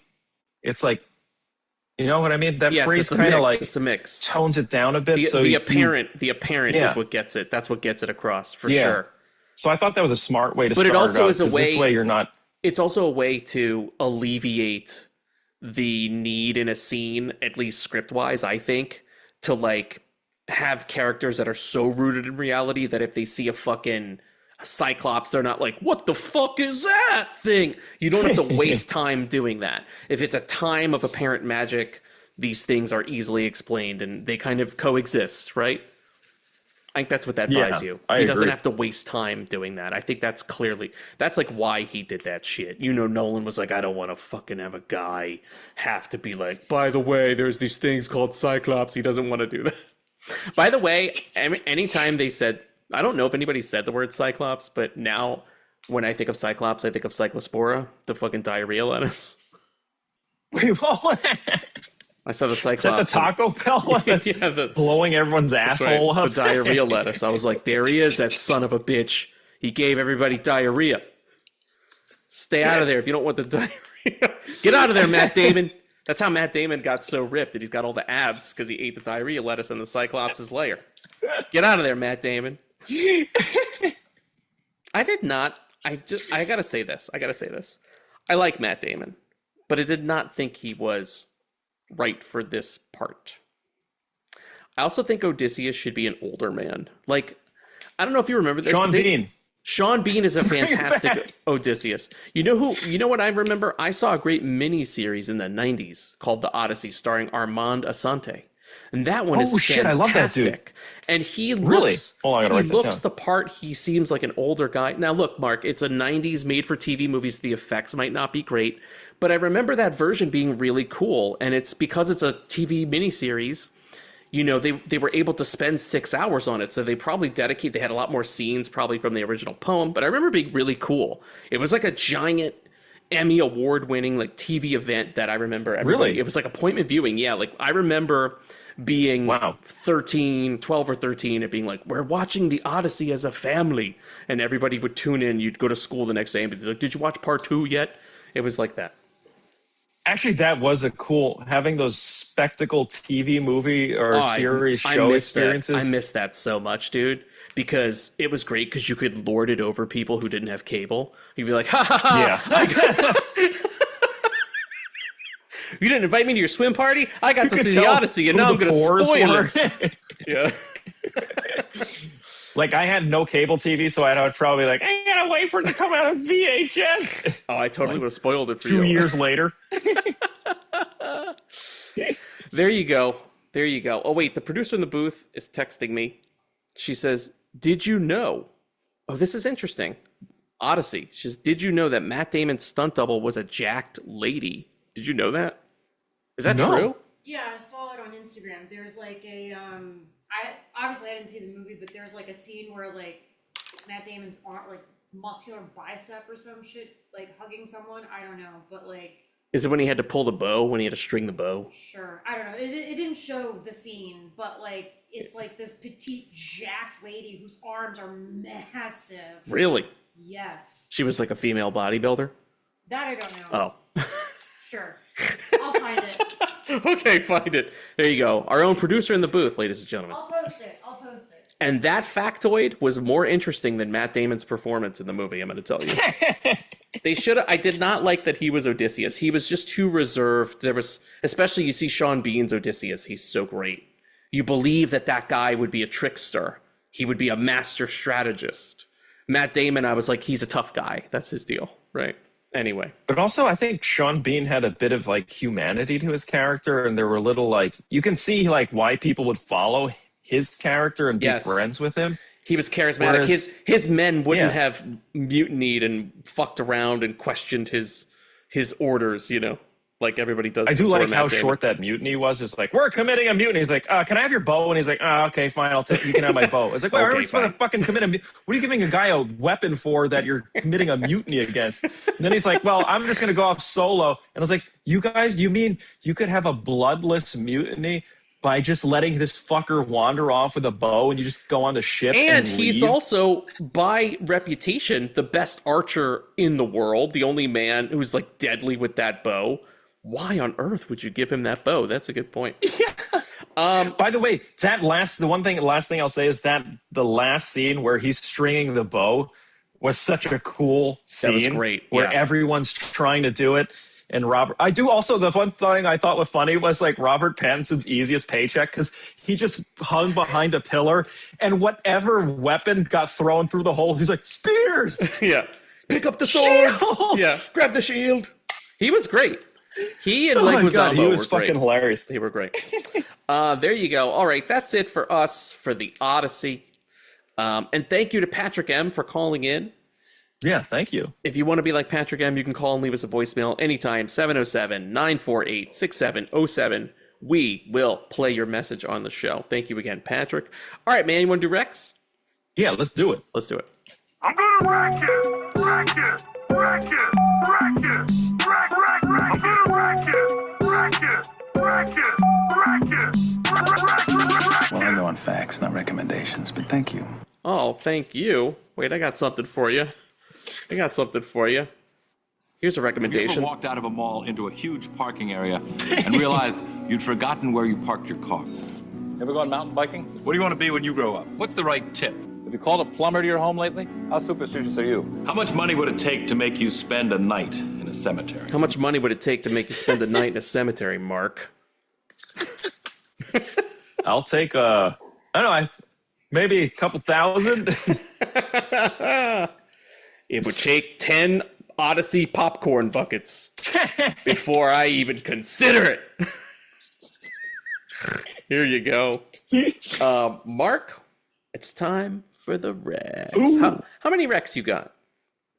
Well, I have about 8, but I can group stuff together. Like I watched a lot of series, and those I could just rattle off because they're series, you know. I have I have 4 movies. I have 7 total. One of them is a series, but a couple of these I can kind of just quickly speak to. I don't have to say too much. I'll start if you don't mind. I'm gonna launch in here.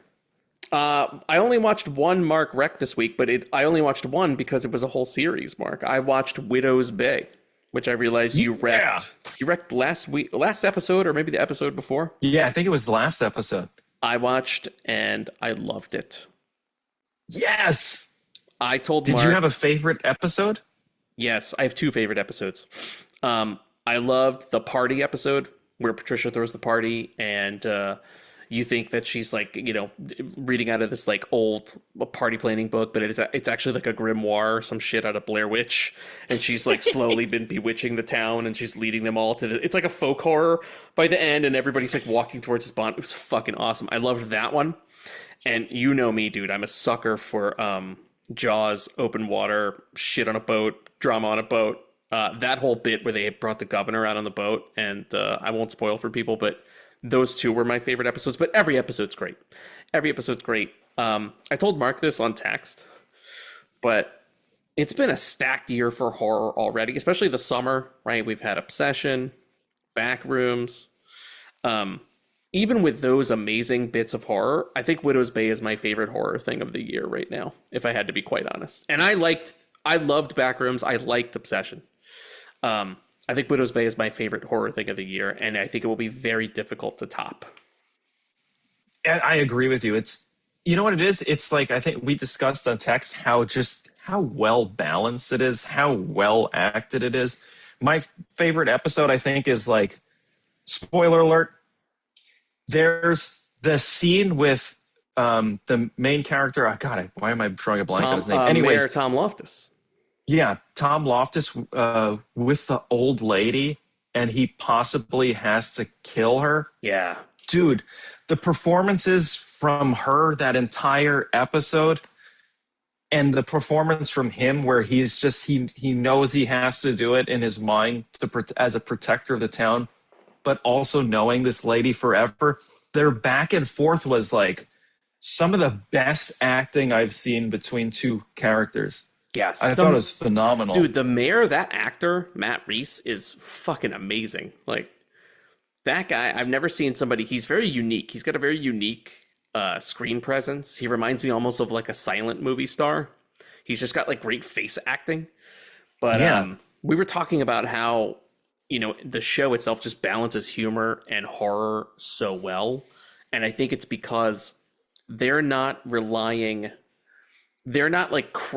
artificially crafting jokes for the sake of jokes. Like, the humor comes organically out of that. So you're laughing, but then that's why you're also able to make that changeover. The horror doesn't seem like it's coming out of nowhere, or it doesn't feel like tonal whiplash. It's because everything's so organic to the world they've set up and the characters that everything feels in its right place, basically.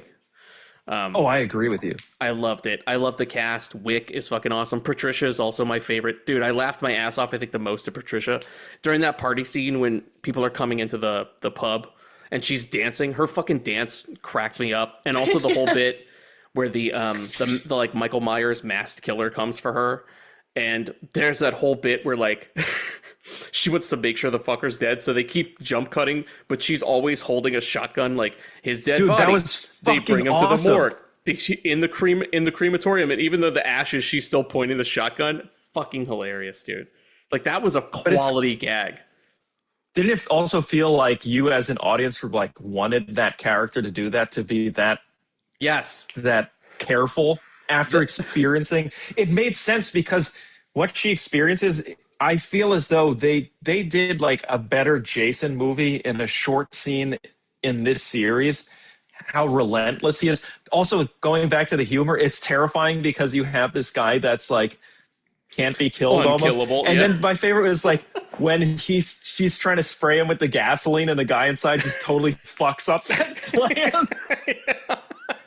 That, like, it was crazy. I was like terrified and then laughing the next moment. It was so good. Yeah, it's a fantastic series. I'm sad that we're gonna have to wait probably 2 years now. This is the norm where you gotta wait 2 years before you get another fucking season. But yeah, Widow's Bay, dude, this is like a slam dunk. Slam dunk. I love it. I'm glad you liked it. Yeah, I was so nervous actually because I wrecked that show like 4 or 5 episodes in, so there was still like another. Oh, you had half a way of the to go. season. Yeah. So when I finally watched the last 2 episodes, and I think we kind of wrapped around the same time, I was like, oh, thank God, Matt's gonna have an awesome experience with this series because they actually did everything really well. I was trying to savor it so hard. Like, we would do 1, max 2 a night. And then it got to a point where we were so into it. I was like, I don't give a shit. And we watched like 4 in a row and wound up finishing it. Well, what I loved about the show is it's like, it didn't do that thing that most shows do now where it's like 40 minutes of filler and then 5 minutes of story at the end to get you into the next one. This one was like throughout the whole episode, you're like, fuck, now I'm going to want to watch the next one. Oh, 100%. Like, even like at the beginning and halfway through, you're like, okay, you just knew you were going to turn the next one on because you had to find out. So well done. Very And good. there are no... I'm so glad you enjoyed it. I loved it. There are no annoying characters. That was the other thing I loved. There wasn't somebody that I was like, oh God, now I got to deal with this asshole during this. Like, no, everybody's great. Even the people you don't like, you like love to not like them.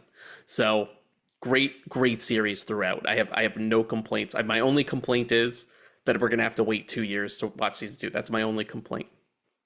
But great shit. Yeah, man. Great shit. Hey, as long as they don't rush it and we get like the same as the first season and not like a diminishing return, I'm happy. Yeah, by the way, I think his name's Stephen Root. That guy is he's fucking awesome, dude. Wick, that character is so badass. Yeah, he's great. He's great. All right, Mark, what's up for you, buddy? Oh, one last thing about that show, and I'll be done. One of my other favorite sight gags is when he had to pick up the starter from the lighthouse, and you think it's this creepy character, and they're just going back and forth trying to meet each other, and it just turns out he's like the regular guy. I fucking love that reveal. They set that up so well, and it was like great. You didn't know whether to laugh or have it be a suspenseful moment, and I think they did that brilliantly. Yeah, and that's a great litmus for like the style of comedy and how they weave it into the show. It's so good because you need that breath of fresh air. Like you don't even realize you need it. And when it's happening, like they don't telegraph a joke, so it's not like the obvious thing where you're like, oh, clearly I see where this is headed. It's like, no, like as it's happening, you're like, I can't fucking believe this is happening. And it's like, it's so good, dude. It's fucking great. Great show. Oh, I'm so happy you enjoyed it. And I hope the producer in the booth enjoyed it all the way through, too. Yeah, Jess watched with me the whole way, and she's not a horror person. So it's a big deal that, she was, like, sticking it out because that's how good the show is. My non-horror wife was like, I'm in, and she watched the whole fucking season with me. But that, to me, that's good horror because it actually will bring people into the genre rather than, like, scare them away for it. So I think it's a good ambassador for horror if you're trying to get into it and don't know if you want to or not. I don't know. I thought it was fucking spectacular. That's actually, that's bang on. So, yeah, man. Good shit. Oh, great. Sweet. Okay, so my first rec will be from like, so Kevin at the Real for Real, I saw the trailer for this movie, The Furious, and I was like, I should see that. And then I kind of forgot about it. Then I got a message from Kevin. He's like, you have to see this movie. Because I guess we both share a love of The Raid. So I put it on. Dude, that was like a wild ride. It was so much fun. I love that movie. The Furious. I watched it. Yeah, we texted about it. I would piggyback on this rec. I don't think it's like the action movie of the year. I think a lot of people hyped it up to me to be this is the fucking crazy. Like the fight choreography is nuts in it. I think it was a little too grim. It's also about like child human trafficking. It's like a hard subject and it's a very sad movie. But the fights and the action are amazing. I just thought it was a little too grim. It wasn't like the sort of like triumphant ass kicking that The Raid was, I thought. So, but I liked it. I thought it was cool. You know what I noticed? I felt that it was like you could tell the choreography style of the fight choreographer. It was a lot of like bodies of three colliding. Yes. That choreographer seemed to like a clash of just like bodies being, if you like judo or like people getting tossed, this movie is for you because there's a lot of like, it almost felt like NFL hits or rugby hits. That was the type of style. Especially that big cannonball guy who wears the overalls. When that guy comes into the final fight, I was like, he's like a fucking bull in a china shop. He's just like using himself as like a human torpedo, just going into guys. I was like, that guy's fucking crazy. That guy. It felt like a Final Fight video game. So it's so funny you said Final Fight. To me, it was like Streets of Rage. I was like, this is like a Streets of Rage movie. Final Fight is right. Yeah, it could be either one of those, dude. But I agree with you, though. It is a bit. You kind of have to be in the mood for that. You know what I mean? Yeah. Like 100%. Child trafficking, you're right, is a super heavy topic, and it's not going to be telling like child trafficking jokes. It's not going to be like Widow's Pay. Yeah, exactly. There's no opportunity for humor here. Everything is grim. You know, the fighting is good. Like, they know they don't even attempt to make it to give you any moments of levity. It's all fighting. All the levity you get is from the fighting. Well, the thing, you know what the thing is, if you do compare it, because a lot of people mention the Raid with it, so I think it's a fair comparison. The Raid has something about it where it's like the overtopness of the violence brings the humor. Sort of like when you see that guy get his neck jammed into the wood, you have that nervous laughter of like, that's incredibly violent, but there's also something very humorous to it because it's just over the top and ridiculous. Or like when he's slamming people's head into those glass lights and they're just going. Yes, but you're also like, that's the thing. Like in the Raid, it's like, oh, I can't wait to see this guy who's trapped in the building fuck shit up to get out of the building. With the Furious, I was like, gee, I hope those kids are okay. I hope they get out of here in time because the kids are in massive danger. It was like, I was like, why would they pick this? Too grim, way too grim.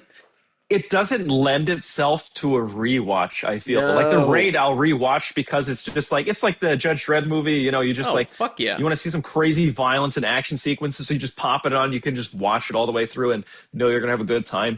The Furious, I feel, is like, maybe I'll probably revisit it in a few years, but it's not something that I'm going to be like watching every few months to be like, check this shit out. Yeah. But it is a good movie. Oh, good movie. Yeah, good movie. Good movie. I think it was everybody was like, this is the action movie of the year. I'm like, no, it really isn't. Stop telling people that it's the action movie of the year. But it's a very good movie. It's good for hype, though, in the trailers, though, when they say shit like that. So it's kind of like an expectation of the action genre.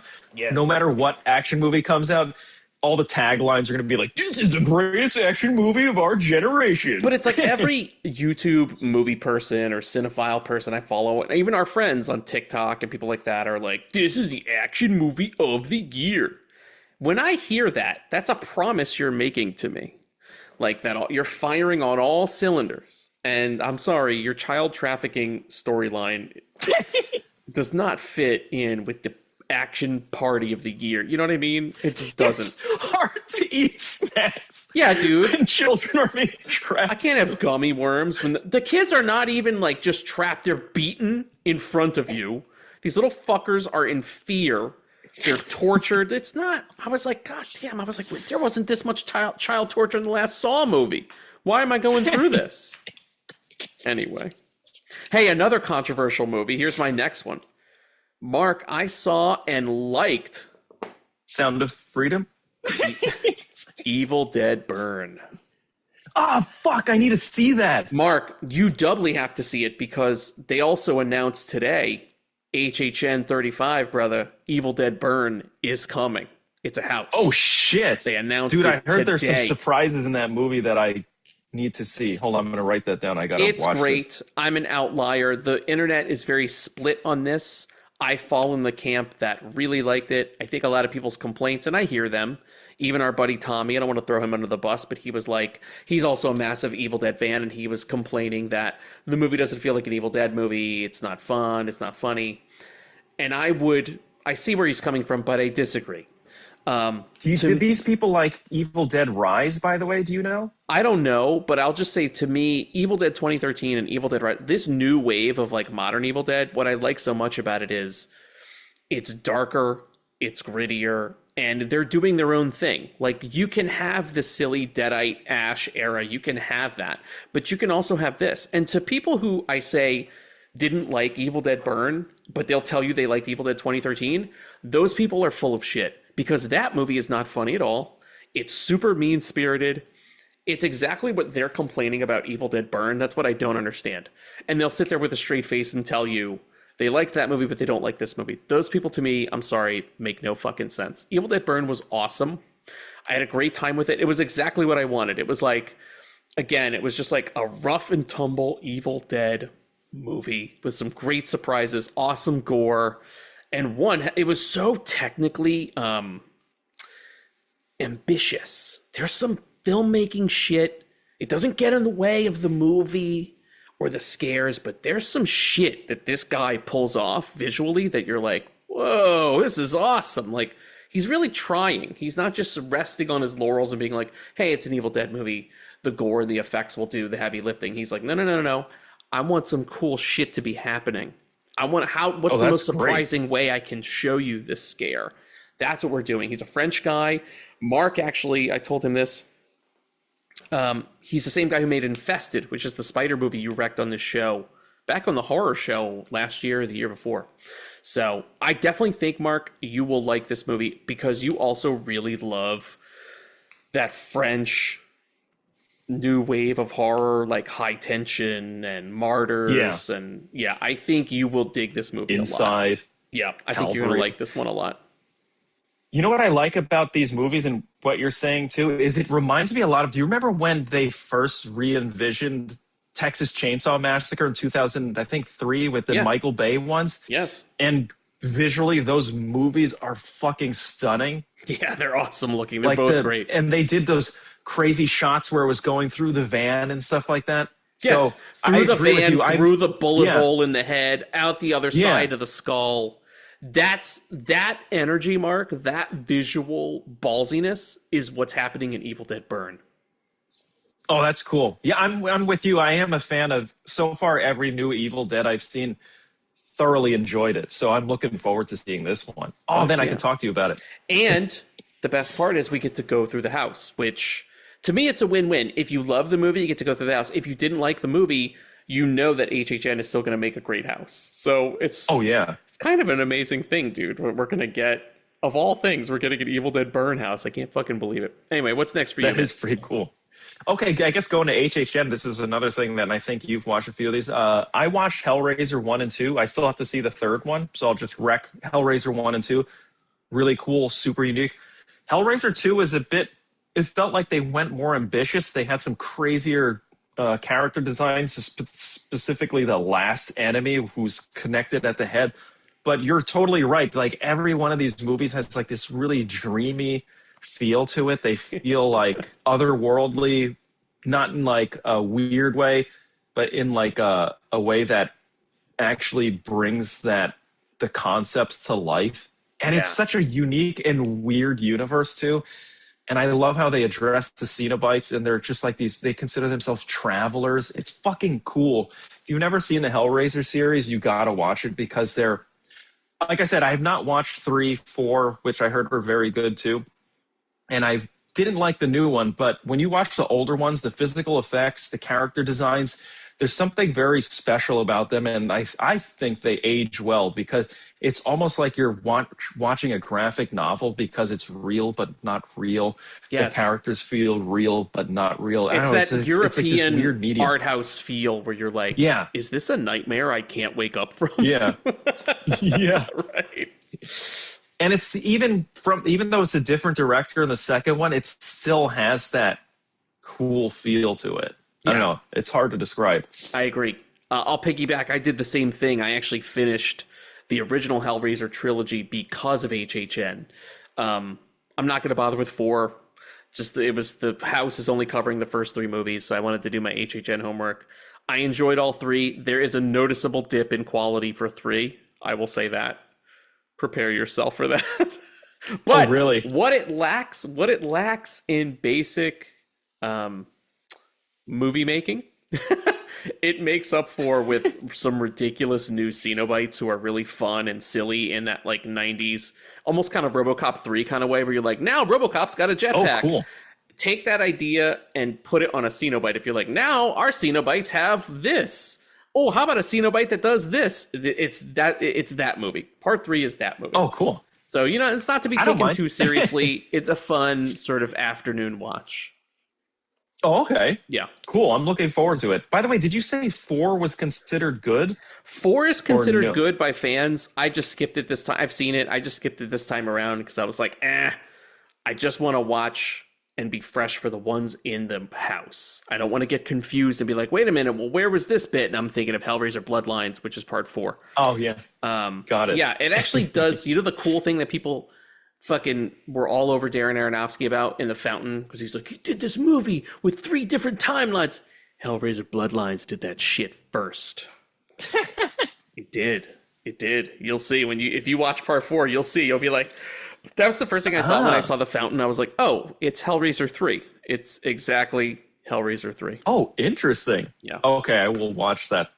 Or Hellraiser 4, rather. It's Hellraiser 4. Anyway, Next up for me, I did something really cool. I talked to Mark briefly about it. I think I posted about it on Instagram, but Instagram, sometimes it shows you things, our followers things, and sometimes it doesn't. This is one of those that just died. I made a post about it. 10 people saw it. Nobody gave a shit. So, Mark, Fangoria, the horror magazine, does a screening series with Regal. Oh. Where once a month, every month, on the 13th of that month, they bring an old horror movie back to the theaters to give you a shot to see it on the big screen with an audience. I never knew they did this. So I just stumbled into it, and I got to see the 25th anniversary screening of American Psycho on the big screen with an audience, thanks to this Fangoria Selects program. What was the audience? Was it a big audience? Packed. Really? Packed. I already booked my ticket is so cool. for next month. And I was like, oh, I thought I'd be way ahead of the curve. I'll book my ticket for the next Fangoria screening in August. Dude, I'm so glad I did it today because I almost got shut out because there was only 3 seats left. I got one of the last seats for the next screening. Damn. But this really are no longer an old people town. No, dude. This is a young dude. This is like a horror crowd. Let me tell you, there were people at the screening. So cool. I loved it.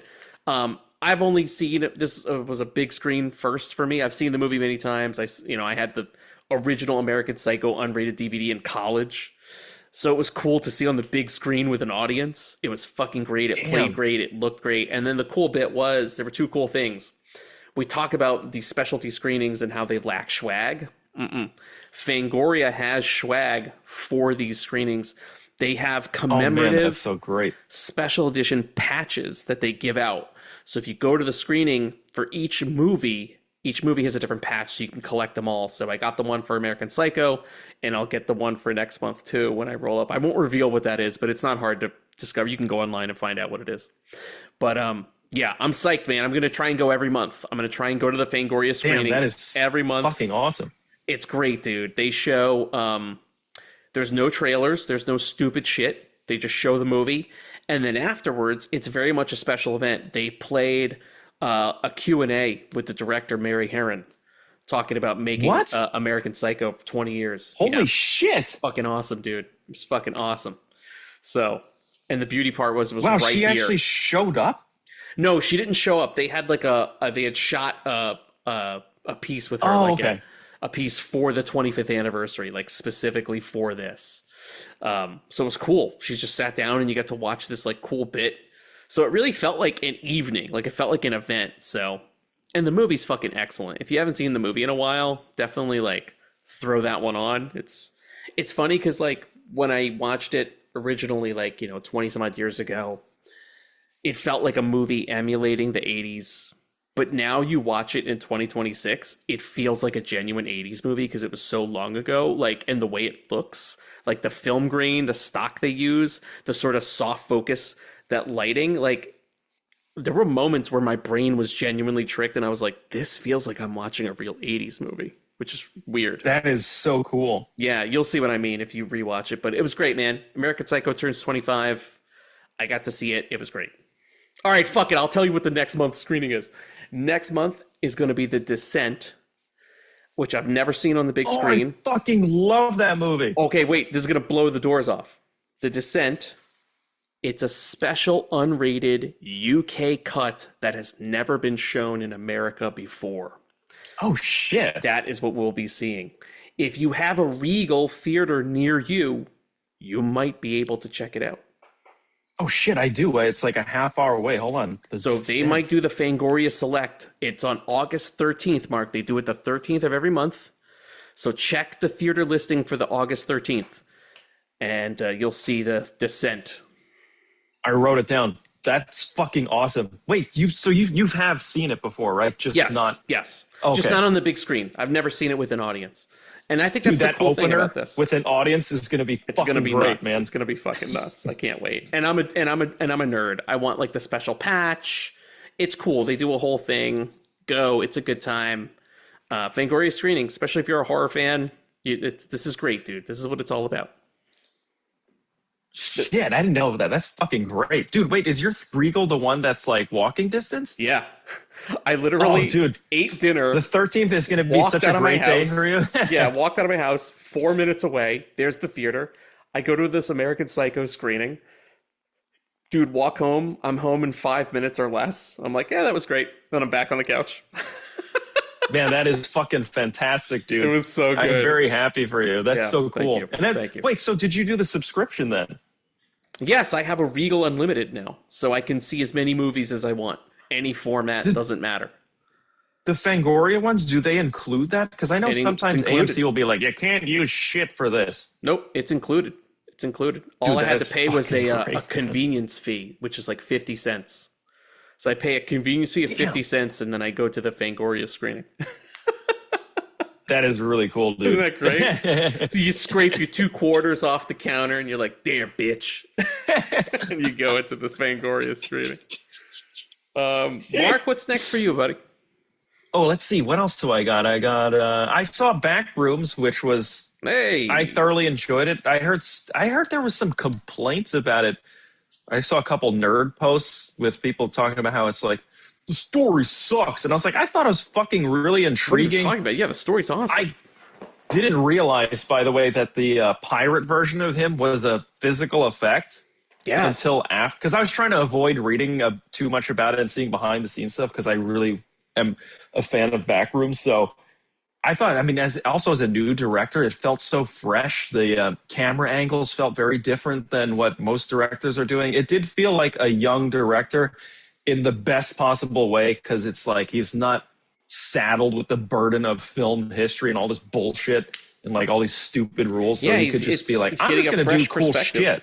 Yeah. Yeah. And it felt very real, felt very believable. I love the way they tell the story. I love how spoilers, I like how he kind of gets crazy toward the end and becomes like the master of this domain where he's trained the creed. It's such a fucking cool reveal. It goes in directions that you won't expect, and it's a fun, wild ride. I really enjoyed it. Yeah, I love Backrooms. Good call. You know the actor that plays the pirate version of the guy? He's like he's the same guy who plays the alien baby at the end of Romulus. Yes, that actor. He's got an unusual body type. He's awesome. Good for him, man. All right. So I'm going to kind of lump 2 things together because they're rewatches and they're easy. And I don't have too much to say. I rewatched Summer Rental. I put this on. I was in the mood for a summer movie, especially after watching Heavyweights. It's a comedy with John Candy from the 80s. It's just basically a summer comedy where John Candy, he plays like this air traffic controller who is super stressed at his job, and his boss makes him take a vacation. And so he rents a beach home for his family for like a month, like during the summer. And it's fucking amazing. John Candy's so good in it. Okay. And there's so many good moments that like I've rewatched the movie like 8 times. Like I'll put the movie on in the background. Like I watched it. Really? And then like a day will pass and I'm like, oh, I really want to see that scene. So I'll be eating lunch and I'll put on Summer Rental. And then what winds up happening is from the point that I select at that scene, I wind up watching the rest of the movie because it's so good. I just have a great time with it. Wow. It's fun. It's sweet. John Candy's fucking awesome in it. He's John Candy. I like it better than The Great Outdoors. A lot of people prefer that one for their John Candy summer comedies. I think Summer Rental is better, way better, funnier, more classic scenes, feels like a true summer movie. He gets a sunburn early in the movie and he has that sunburn for the rest of the film. I love that. Yeah, That's awesome. It's great. Who directed it, by the way? You ready for this? Carl Reiner. Oh, Rob shit. Reiner's dad. Carl Reiner, the guy from Ocean's 11 who he's directed many comedy movies. Yeah. He directed it. Summer He's Rental. a very good director. I highly recommend Okay, Summer I'm going Rental. to check that out. It's just a super fun, like, especially if you're watching Backrooms, Hellraiser 3. If you need a break and you're like, I just want to watch like a silly fat guy summer movie, watch Summer Rental. Fat Guy Summer sounds like... Fat Guy Summer, dude. Fat Guy Some Summer. festival. How would you rate it to Uncle Buck? Because to me, that's like Cool Runnings and Uncle Buck are like our peak John Candy. Yeah, I would say Cool Runnings for sure is peak. I'm not an Uncle Buck fan. We've talked about this on the show before. I don't love that movie the way other people do. I get the appeal, but I don't love it. I think Summer Rental to me is in his top. I would put it top 3 John Candy. Oh wow, okay. It's not the top, but I would say as like your third place, dude. Summer Rental for sure. Dude, top 3 is a great rec place. Yeah, to dude. be, 100%. I would put Summer Rental in the top 3, but I'm also been obsessed with it this summer. I don't know why. Like, I'm constantly playing it. It's got a great cast. John Larroquette is in it.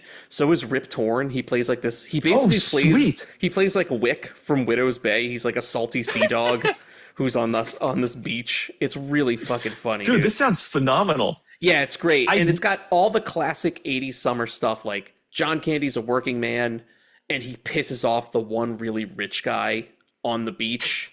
And so it's basically this competition between he and this rich guy. It's awesome. Dude, that sounds phenomenal. Yeah, dude. I miss movies like that and heavyweights, just like stupid fun movies that are just like you leave the theater like and you're just still laughing just thinking about the movie afterwards. Yeah, dude. Yeah, it's fucking great.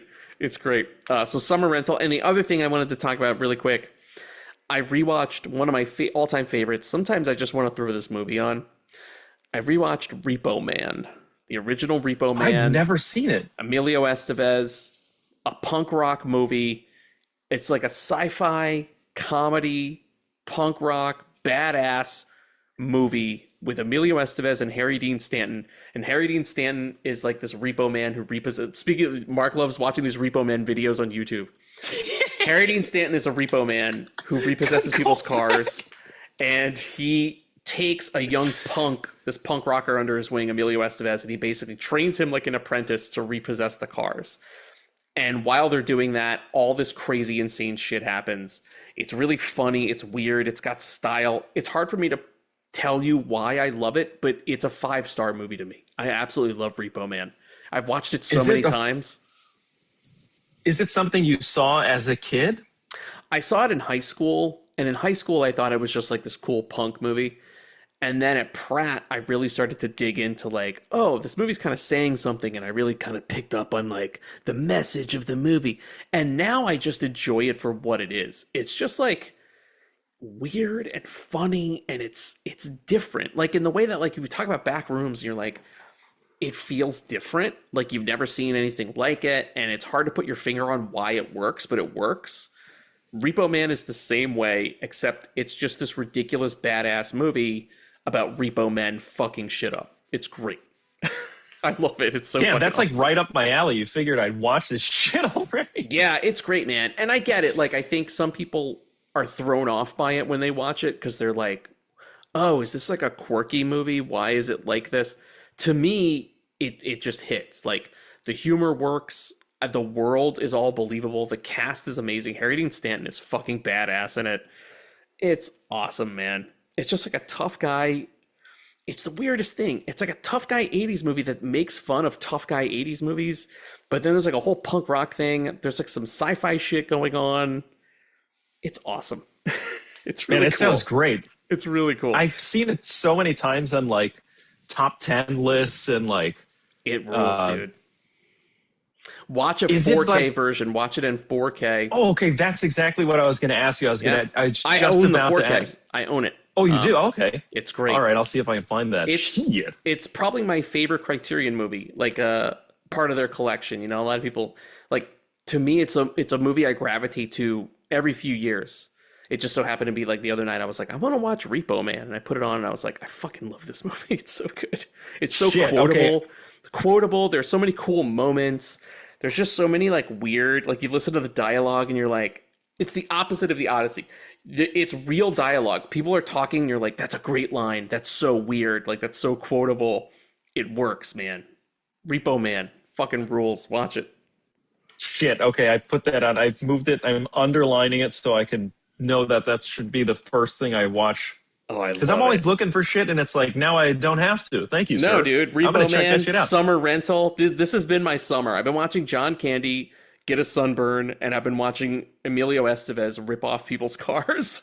It's been awesome. I have to say, you're doing summer right. It's like you're watching fun movies and enjoying them and rewatching them. That's cool. It's like, dude. Summer Well, should be fucking fun. I'm glad you're wrecking those. That's yeah, great. like I get sometimes you get in the mood where you want that movie comfort food. You're like, oh, I love this movie. It's been a while. And that's what happened. I just put Repo Man on and I was like, oh my God, I just fell in love with it all over again. That's, by the way, I love that phrase you use, comfort food. That is like the perfect way to describe those like fun movies that you want to keep watching. It's like they don't lose their charm even after like, the 10th time. That's fucking great. And you're still laughing too. Yeah. Even though you know what's coming up. I love that shit. You quote it. There are scenes you look forward to. I look at this movie like an old friend. Like when I see, like, to me, Emilio, even before he was Coach Bombay from Mighty Ducks, like he's Otto. He's the Repo Man. Like, it's just funny. It's the kind of movie where he walks in and he introduces himself and he's like, my name's Otto. And one dumbass guy in the Repo Man shop is like, Otto, like auto parts. And they're all like, fucking asshole. It's got some killer lines in it. Like that. It's got some killer lines in it, man. It's so good. Harry Dean Stanton has so many good lines. Ordinary fucking people. I hate them. It's great. It's such a good movie. It rules, man. Dude, that's like peak Harry Dean Stanton, that era. Dude, yeah. He really sells it too, man. He looks badass. He looks like one of the Reservoir Dogs. Like, he's got like the thin tie, the suit. He chain smokes through the movie. He's got like all this badass advice. It's really good. Okay, question for you. Should I watch Repo Man first or Summer Rental? It depends on your mood. If you just need a break and you just need some mindless entertainment, Summer Rental. If you're ready to dial into something a little left of center, Repo Man. Oh, okay. And Repo Man, both movies are short. They're both like an hour and 35 minutes. Like, they're quick. Oh, shit. Yeah, both are short. I don't know if that has that any is like bearing on you. No. Trust me, dude. I don't know if I've reached that age, and I don't know if you have. Sometimes I'll see a movie that's like 1 hour and 50 minutes, and I'm like, fuck, man, that's, oh no. I just rounded up to 2 hours. I'm like, that's a huge time investment. If it's like, I've been watching a lot of movies that are like an hour and 30 and an hour and 28, and I'm like, dude, it's like the perfect time almost. Yeah. Dude, I'll tell you this. I put on Repo Man last night at 8:30, and I was done by 10 p.m. I was like, okay, 10 p.m., it's over. Dude, yeah, as an adult, that is the nicest feeling. It's just like, okay, the movie's off, and I just slip right into bed. Yeah, it's great. It's fucking great. It was great. So there you go. What's next for you, buddy? Wait, how many more do you have left? I have one left. Okay, I'm going to rattle take it away. off Take a it few, away. because we already did Widow's Bay, so I don't have to do that. I watched The Terror, which is a self-contained 6-episode series. Beginning to end, I enjoyed it. Has a lot of cool mystery. It's not as like violent. It feels more like PG-13 horror, but it's still good. Lots of suspense. If you like Dan Stevens, you'll love it. I am a sucker for asylum movies, and also just coming off of In the Mouth of Madness, it was really fun to watch something that was like in an asylum. There's a demon in there. You don't know what the fuck it is, and you're just along for the ride. And I'm not going to give away too much if you watch it, but it's great. Do you have to have seen the other seasons of The Terror to watch this one? They are so different. Like the first one's awesome, where it's on these boats that get trapped in the Arctic. That one's fucking great. The middle one, I don't think I've seen. I've watched the third one because I love Dan Stevens, and like I said, I love asylum shit. Yeah. So you don't need to watch it. None of the other ones are even referenced. Great. So you can just watch this on its own. It's fully self-contained. It has an end. And you don't have to worry about like, now I got to wait 2 years for the next season. You could just be like, okay, that has run its course. It's probably the way, it's very British in the way they do it. And it is produced by Ridley Scott. So you get 6 solid episodes, and that's it. It's fantastic. And then let's see what else. Oh, this has been one of my favorite series forever. Every season is gorgeous. It has heart feeling. There's no English. There's no real dialogue. Primal, if you have not seen Primal, yeah, it is fucking amazing. The first episode will get you hooked. There's no other way to describe how beautiful it is. the animation, the camera angles that they're able to achieve, the artistry of it, the sound design and music is absolutely phenomenal. It's crazy. I was watching like the one episode last night. I was like, why am I feeling an attachment to a 2D animation? Wow. I'm like, I am nervous for this thing that doesn't fucking exist on any level. Wow. And it's an incredible experience. You're talking about emotional investment. You were emotionally like scared for something. Wow. It's 20, every episode is 20 minutes and it's the greatest 20 minutes of your life every fucking time. Holy smokes. I've not had one bad episode of this show. Okay, well, and I'm writing this down. There's not one episode where you won't feel something. Fuck. And all it is, it's a primal guy that just goes, and a fucking T-Rex, and they team up. And they team up not in the way that you expect. I don't want to give anything away. It's fantastic. The way they bring characters together. If you love things that are like the beginning of civilization, holy shit. If this guy did the Odyssey, it would be a real banger. He's doing I don't know how to pronounce his name, some fucking Russian name. He's talking about Yendi Tartakovsky, right? Yeah, he did Samurai Jack, I think it was, right? Yes. And he's doing the next Conan the Barbarian animated series, and it's going to be fucking awesome. I've not seen it, but I'll already recommend it because he's amazing. Anything that guy does is top notch. And the last thing I'll rec is, I saw Life's Too Short finally. I used to just see Instagram clips, Great but now series. I'm watching it in its entirety. It's so fucking funny. I love it feels Life's Too very Short. real. Got a lot of heart. And I think you actually, you may have told me about it before. I think I wrecked it on the show like in our first year, like a long time ago. Because I love Life's Too Short. I love Warwick Davis, so anything Warwick Davis, I'm in. Life's Too Short's fucking awesome. I love how he's able to make fun of himself throughout the whole thing. And he's got like Ricky Gervais is so good in it. He and Steve Merchant, they're such assholes. They're great. It's fucking great. It's weird. It's like they're all so mean to each other, but at the same time, you really like all of them. Yes, absolutely, yes.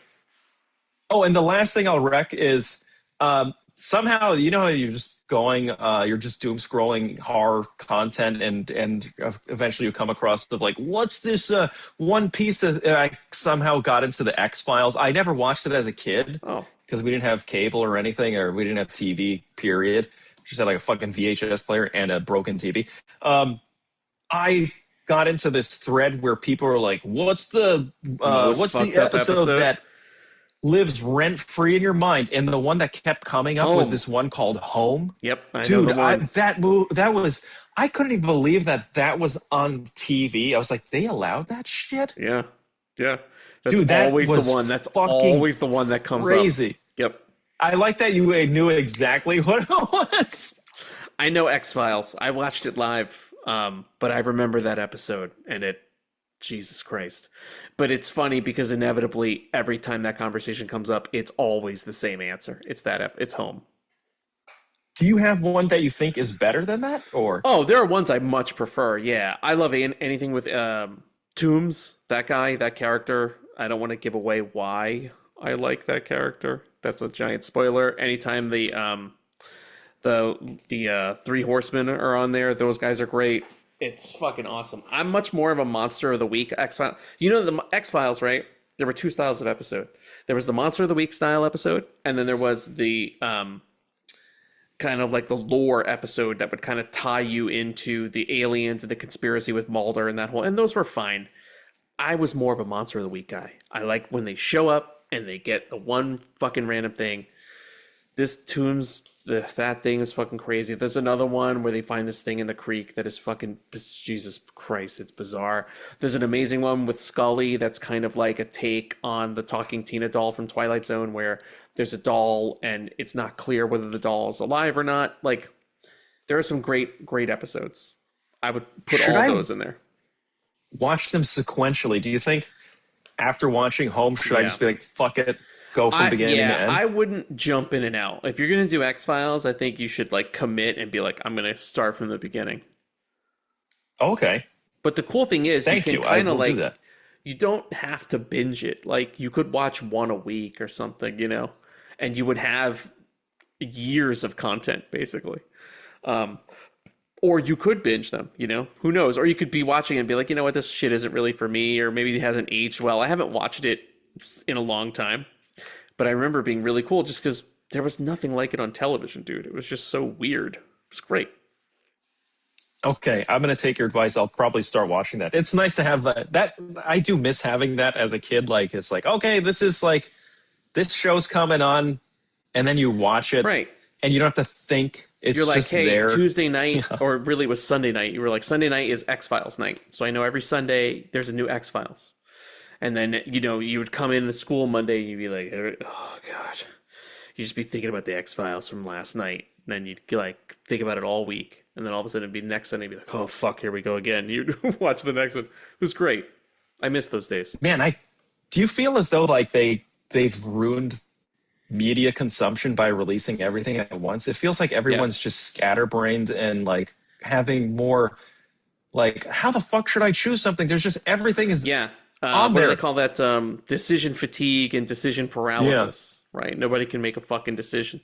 I also think it has the glut, not to be this guy, I know it's the end of the episode and we're like talking about heavy shit, but like the glut of content, I believe, has made comprehension dead. It's killed it. So your ability to remember storylines, character names, moments, like things have to really move the needle or they don't last. Whereas in the olden times, even something as minor as an X-Files episode that's something most won't remember felt like a huge deal, and you would sit with it for a while. So it became, you know, as part of the culture. We were all kind of talking, doing the same thing. That was the other reason I really liked the Odyssey. It felt like, again, monoculture moment. We're so splintered, but we're all experiencing now the same thing at the same time. So that's kind of cool. Yeah, That's a great way to end it, by the way. Yeah. Holy shit. You just tied it in with the Odyssey review. And that's, by the way, that is like the perfect thing to say about the Odyssey. It does, you can't ever, there's no way I can shit talk a movie that brings so many people together. You know what I mean? Yeah, it feels That's like why I we're think all it's fantastic. experiencing the same thing. It's rare these days. It's cool when it happens. That was like such a cool moment to like have total strangers just be like, what? Oh my God, do you believe that? Like people wanting to talk to complete strangers, like that doesn't happen anymore. It was cool. It was different. That's true, actually. Yeah. I can't even think of even some other big blockbuster, even Marvel movies. I don't remember people coming out like. Yeah. Unless there's a guy walking out of a Marvel like Ant-Man 3 and being like, how do I get my money back? Where do I go to get my money? He's that guy. I'm a cab driver from the New York of the 30s. Where do I get my scratch? You're like, what? Why are you talking to me, sir? Shit. Please stop talking to me. Oh my God, that's amazing. I've started to do like a dad voice thing. Like usually I would be myself if I don't want to have a conversation. I'd be like, why are you talking to me? But now I've tried to adopt this like suburban dad thing where if people try to talk to me and I don't want to talk to them, I go, excuse me, what? Like I put on like a voice and this shuts it down. What? You're like, whoa. Like, where's that coming from? What's going on there? Wait, are you not used to the more friendly Midwest, like? No, this is new for me, dude. I am not used to that at all. But like here, man, you go to a donut shop and you like, you're just getting your fucking breakfast or whatever, and like they want to talk to you. It's actually kind of sweet. That's kind of cool that you're getting small town, because I get that here, but here it's more understandable because there's small space. So I'm actually happy that you're in like, first of all, you're close to a theater, plus you're in like, because going to a new city is like daunting, like New York City, LA, anything. It's so cool to go to a smaller city where it's small enough for people to like each other, and be friendly and not hostile, but you're still getting these same big city experiences just in a more compact and friendly package. So I'm very happy you're out there. I think you're going to I mean, you're already doing that, like the Fangoria thing. That's so fucking cool. Yeah, dude, I just kind of stumbled into it. Like it's kind of been great. That's kind of, I don't know, it's kind of great. That sounds weird to say, but I'm enjoying it. Mark, is that it for you, Hell brother? yeah. Is that it? Yeah, that's it for me, bro. All right. That's it for us. We're out of here. Peace. Peace.